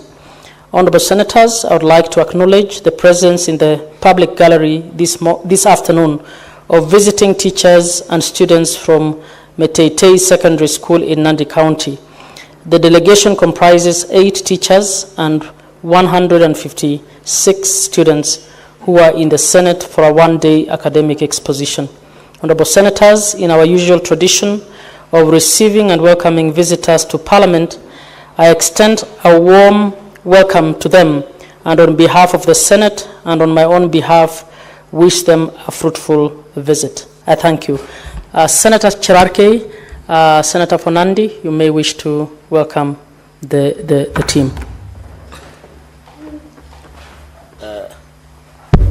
Thank you, Madam Speaker. I want to join you and other colleagues in welcoming Meteitei High School in Tindred Sub-County or Tindred Constituency in Nandi County. I know they have been privileged to have watched notice of motion by Senator Karen Nyamu and, of course, the reply to the bill by Senator Boni Kalwale, who is coincidentally the neighbor to Nandi County.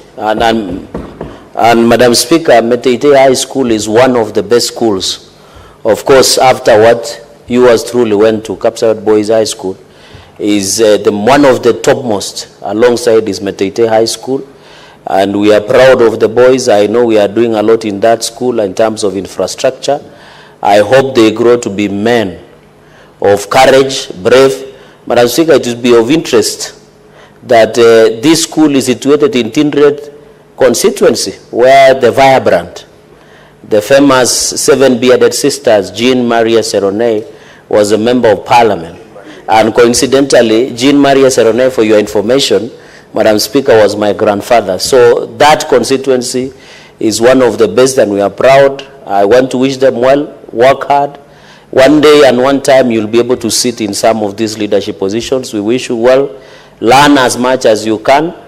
The future belongs to all of you. The only advantage you have over us is age. You are still young, you can make. Madam Speaker, with that indulgence, thank you very much, and I wish them all the best. I thank you. Honorable Senators, as per earlier ruling by the Speaker, we now move on to order number 18. Order number 18, the County Government's Additional Allocations number 2 Bill, Senate Bills number 8 of 2025, second reading. Who's doing it for Majority Leader? Is that Whip? Thank you. Finance Committee. It's Finance Committee, sir.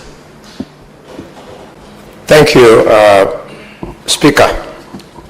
Speaker, I rise to move motion number 18, being the County Government's Additional Allocations Bill 2025. And Mr. Speaker, because sometimes members of the public follow these proceedings, it's good for us to clarify to them what we mean by County Government Additional Allocation Bill. Basic. And this is a bill that provides for additional allocation of money to county governments. This money comes in two limbs. The first limb, the money is given conditionally, and the other one, it is given unconditionally. Where it is given conditionally in this law, it means that the money must be spent on the specified reason for which the money has been given. And unconditionally, it means you spend it as you like. Let me give you an example. Let's say the money realized from court fines. Once you realize that money, you are not obligated to spend it on a specific thing. It is money that has gone into the county revenue account, and therefore you spend. But the one which now goes to county revenue account as conditional, it goes there probably from proceeds of grants, from loans. Then it specifies us that you shall use it for water or some other activity, Madam Speaker. Having said that, may I also clarify that additional allocations are strictly processed by my committee, Committee of Finance, concurrent to your recommendations when in this House you debated and passed the budget policy statement. Madam Speaker, these additional funds, they are specifically provided for in the Constitution, Article 202, Sub-Article 2 of our Constitution. And additional allocations, Madam Speaker, are required for transfer for functions from national government to county governments pursuant to standing order article number 87 of the Constitution, and additionally, additional allocations in the form of loans and grants from development partners. Madam Speaker, I have already spoken to what does it mean by unconditional allocation.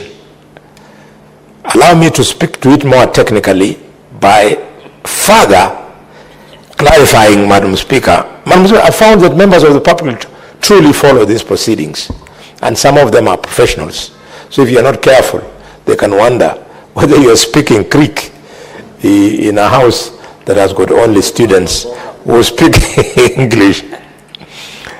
Madam Speaker, these grants and conditional allocations are to the beneficiary county governments from proceeds of court fines emanating from contravention of county government legislation as set out in column A, which is in this schedule that is attached to the bill for those of you who will take trouble to go through it. And then also, and conditional allocations to the beneficiary county governments emanate from 20% of the share of minerals royalties pursuant to the provisions of the Mining Act. Madam Speaker, county additional allocations that are due to each condition, to each county,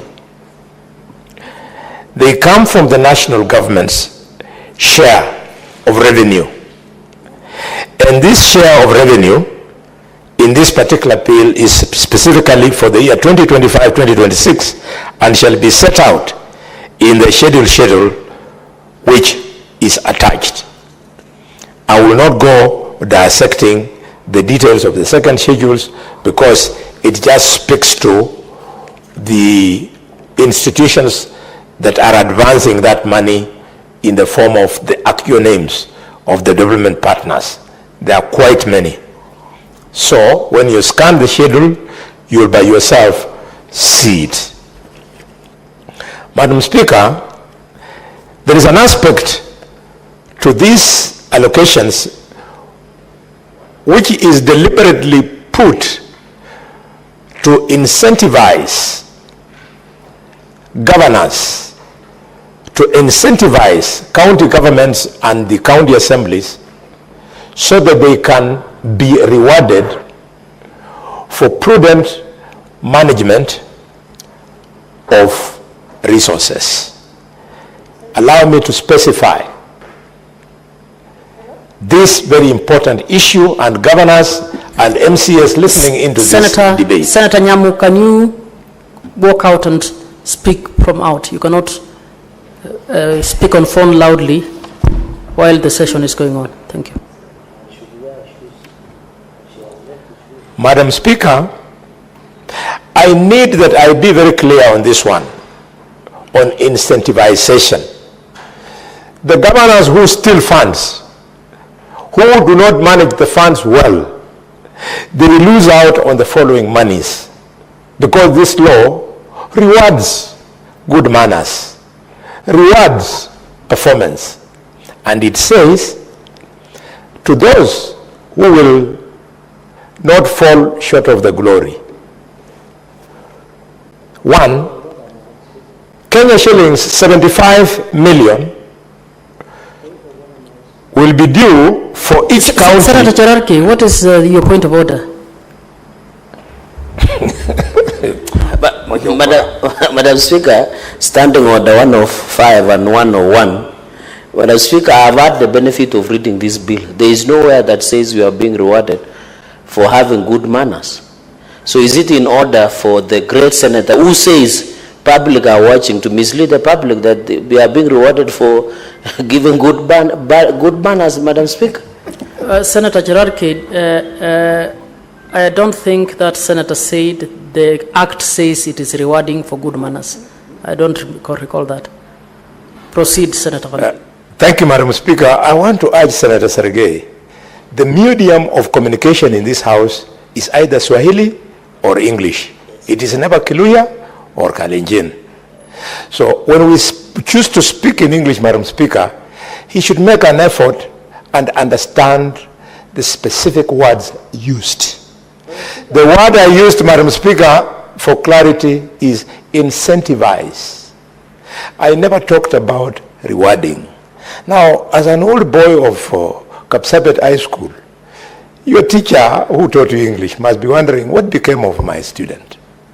Madam Speaker, Kenya shillings 75 million for each county government that has increased its own source revenue by at least 5% annually over the above rate of inflation. Senator Cherarki, what's your point of order? Madam Speaker, contents of Standing Order 101 on contents of speech. If Senator Kalwale wants to discuss my character and my ability, he should bring a substance. And you know, Madam Speaker, I cannot allow this to go. There is a day he referred to me that I went to Kumbaro School, and it is not answered. In fact, Madam Speaker, this issue of allowing Senator Kalwale to get away with some of these things, in fact, is not, Madam Speaker, the last time he said I went to Kumbaro School, and it is unanswered. I request your principal clerks even to give you that clip, Madam Speaker. So can he withdraw and apologize? Senator Halwale, for insinuating that the English of Senator Cherarki is wanting, can you please withdraw and apologize? Madam Speaker, I have quickly withdrawn those remarks and profusely apologize not only to the senator but also the family of Kapsabet High School, led by the teacher who taught him English, but I don't know whether he got 100% in English. Madam Speaker, Madam Speaker, the second recognition will be Kenya shillings, 75 million shillings for each county government that will have prepared and implemented an action plan so as to reduce the stock of pending bills and maintain it at minimum levels. This is so important. The pending bills hanging around in Kisumu County, hanging around in Kakamega and everywhere, we are rewarding governors by 75 million if they make an attempt to maintain the stock of those pending bills at the lowest amount. And then Kenya shillings 97,500,000 for each county government that will have integrated its human resource records, authorized staff establishment and payroll, and uploaded cleaned payrolls in the human resource management information system. In this, we are attempting to recognize the importance of eradicating ghost workers. So if we see the human resource management in the county government is taking this effort, there's a reward of 95 million shillings 500,000. Fourthly, allow me, Madam Speaker, to switch off my phone, it's distracting me.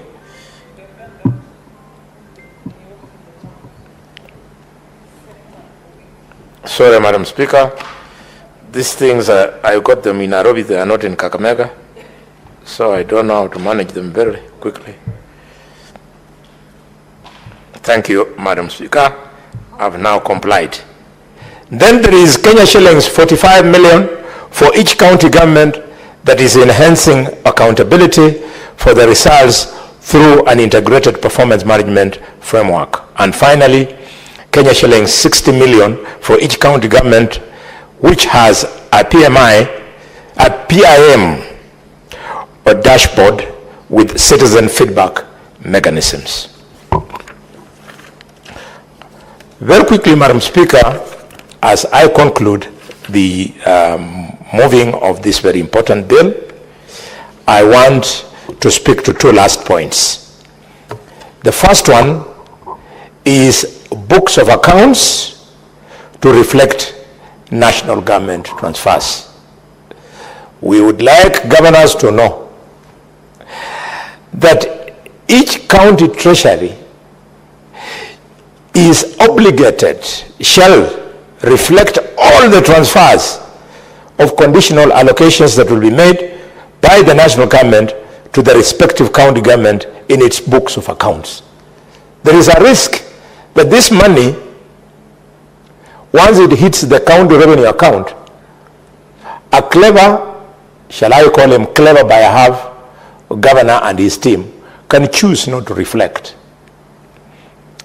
And if they so do, Madam Speaker, let them know that there are consequences. And the consequences are in clause 10, where we have provided that despite any other law, a serious or persistent non-compliance with this act constitutes offenses of financial misconduct under Section 197 of the Public Finance Management Act. And a person who commits an offense under subsection 1 is liable on conviction to a term of imprisonment not exceeding 5 years or to a fine not exceeding 10 million or both. Senators, many of you, either at one time or another, you are amicus curiae to the public accounts, public investments committees, or your members. You see people who handle finances in the county government feigning ignorance or silence when you are pinning down the governor. It is now clear in this law that they risk going to prison for 5 years or paying a fine of 10 million or both.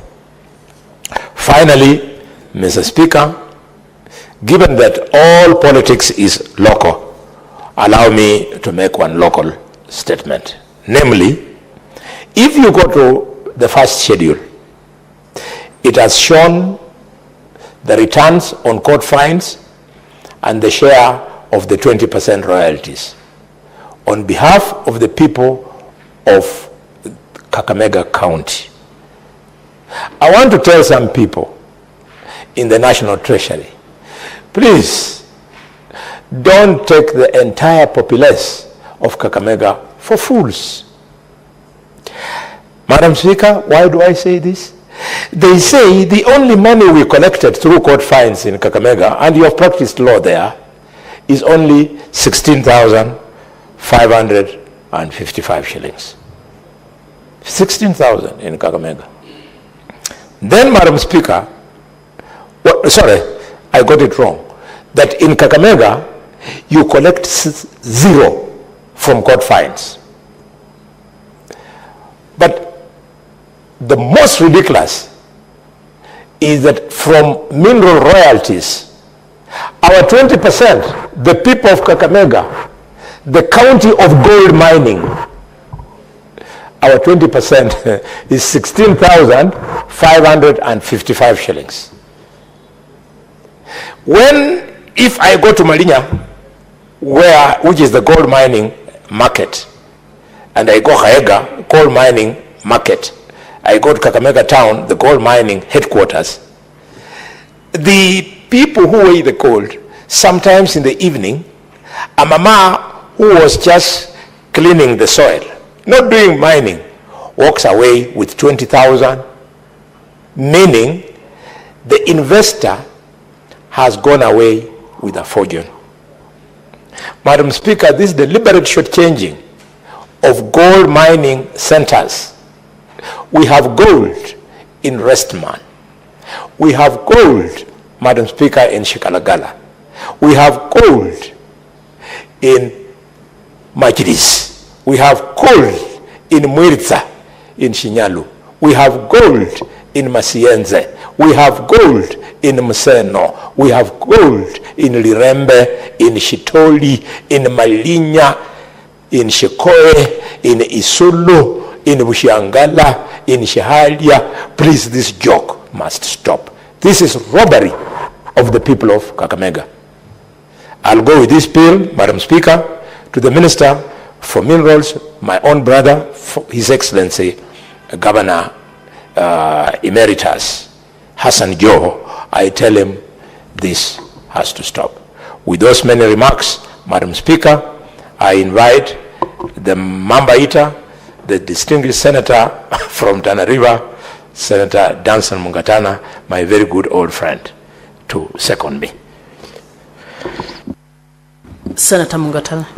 Mr. Speaker, may I take this opportunity to thank the Honorable, indefatigable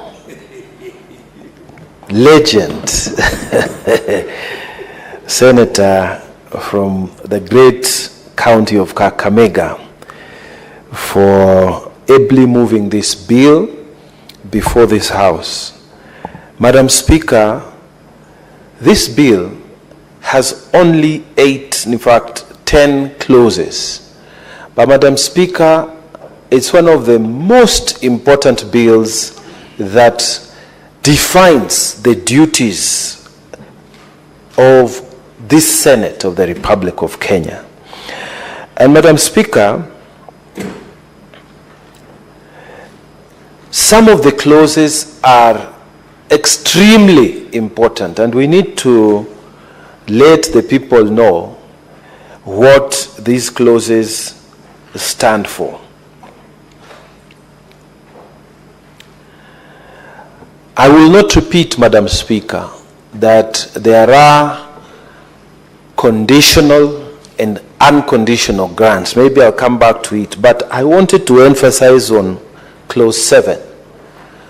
Clause 7 talks about the Cabinet Secretary who is supposed to publish the entire quarterly reports of what monies they have transferred conditionally in the whole Republic of Kenya to the various counties.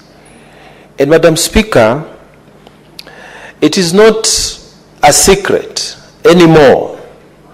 And we want Kenyans to start looking at these figures, the numbers, so that people can see what is happening in their counties. Believe you me, even though you live here in Nairobi, the day you die, we are going to hire a bus and sing for you songs and take you to Tana River if you came back from Tana River. If you came from other counties, same process. You'll probably be ferried by a bus or some vehicle. And Madam Speaker, it is critical for people who are living in Nairobi, Mombasa, and these big counties because of work, that they know that every quarter there is some money that is coming to your county. Take time to know. It is not proper for our professionals to only keep quiet, and then start criticizing leaders, saying, oh, what is the senator doing? Saying, oh, what is happening in my county? When we have already executed our duty and sent this money, and the report has been published, I want to use the floor of this House to tell fellow professionals and colleagues and citizens who are listening to us that it is not enough for you to just contribute to harambees for sending children to school, harambees that are in your village that involve construction of a classroom or the church, and you say you're doing well for, you must directly get involved. When these funds are transferred, what is it that they are doing? So I wanted to say that it is important for us to be involved with what is happening on the countryside. Madam Speaker, I wanted to also to speak to Clause 10. Clause 10 talks about criminalization of serious non-compliance or persistent non-compliance with the officers, by the officers who are obligated to carry out certain duties. And Madam Speaker, when I'm talking about this specifically, I am on to the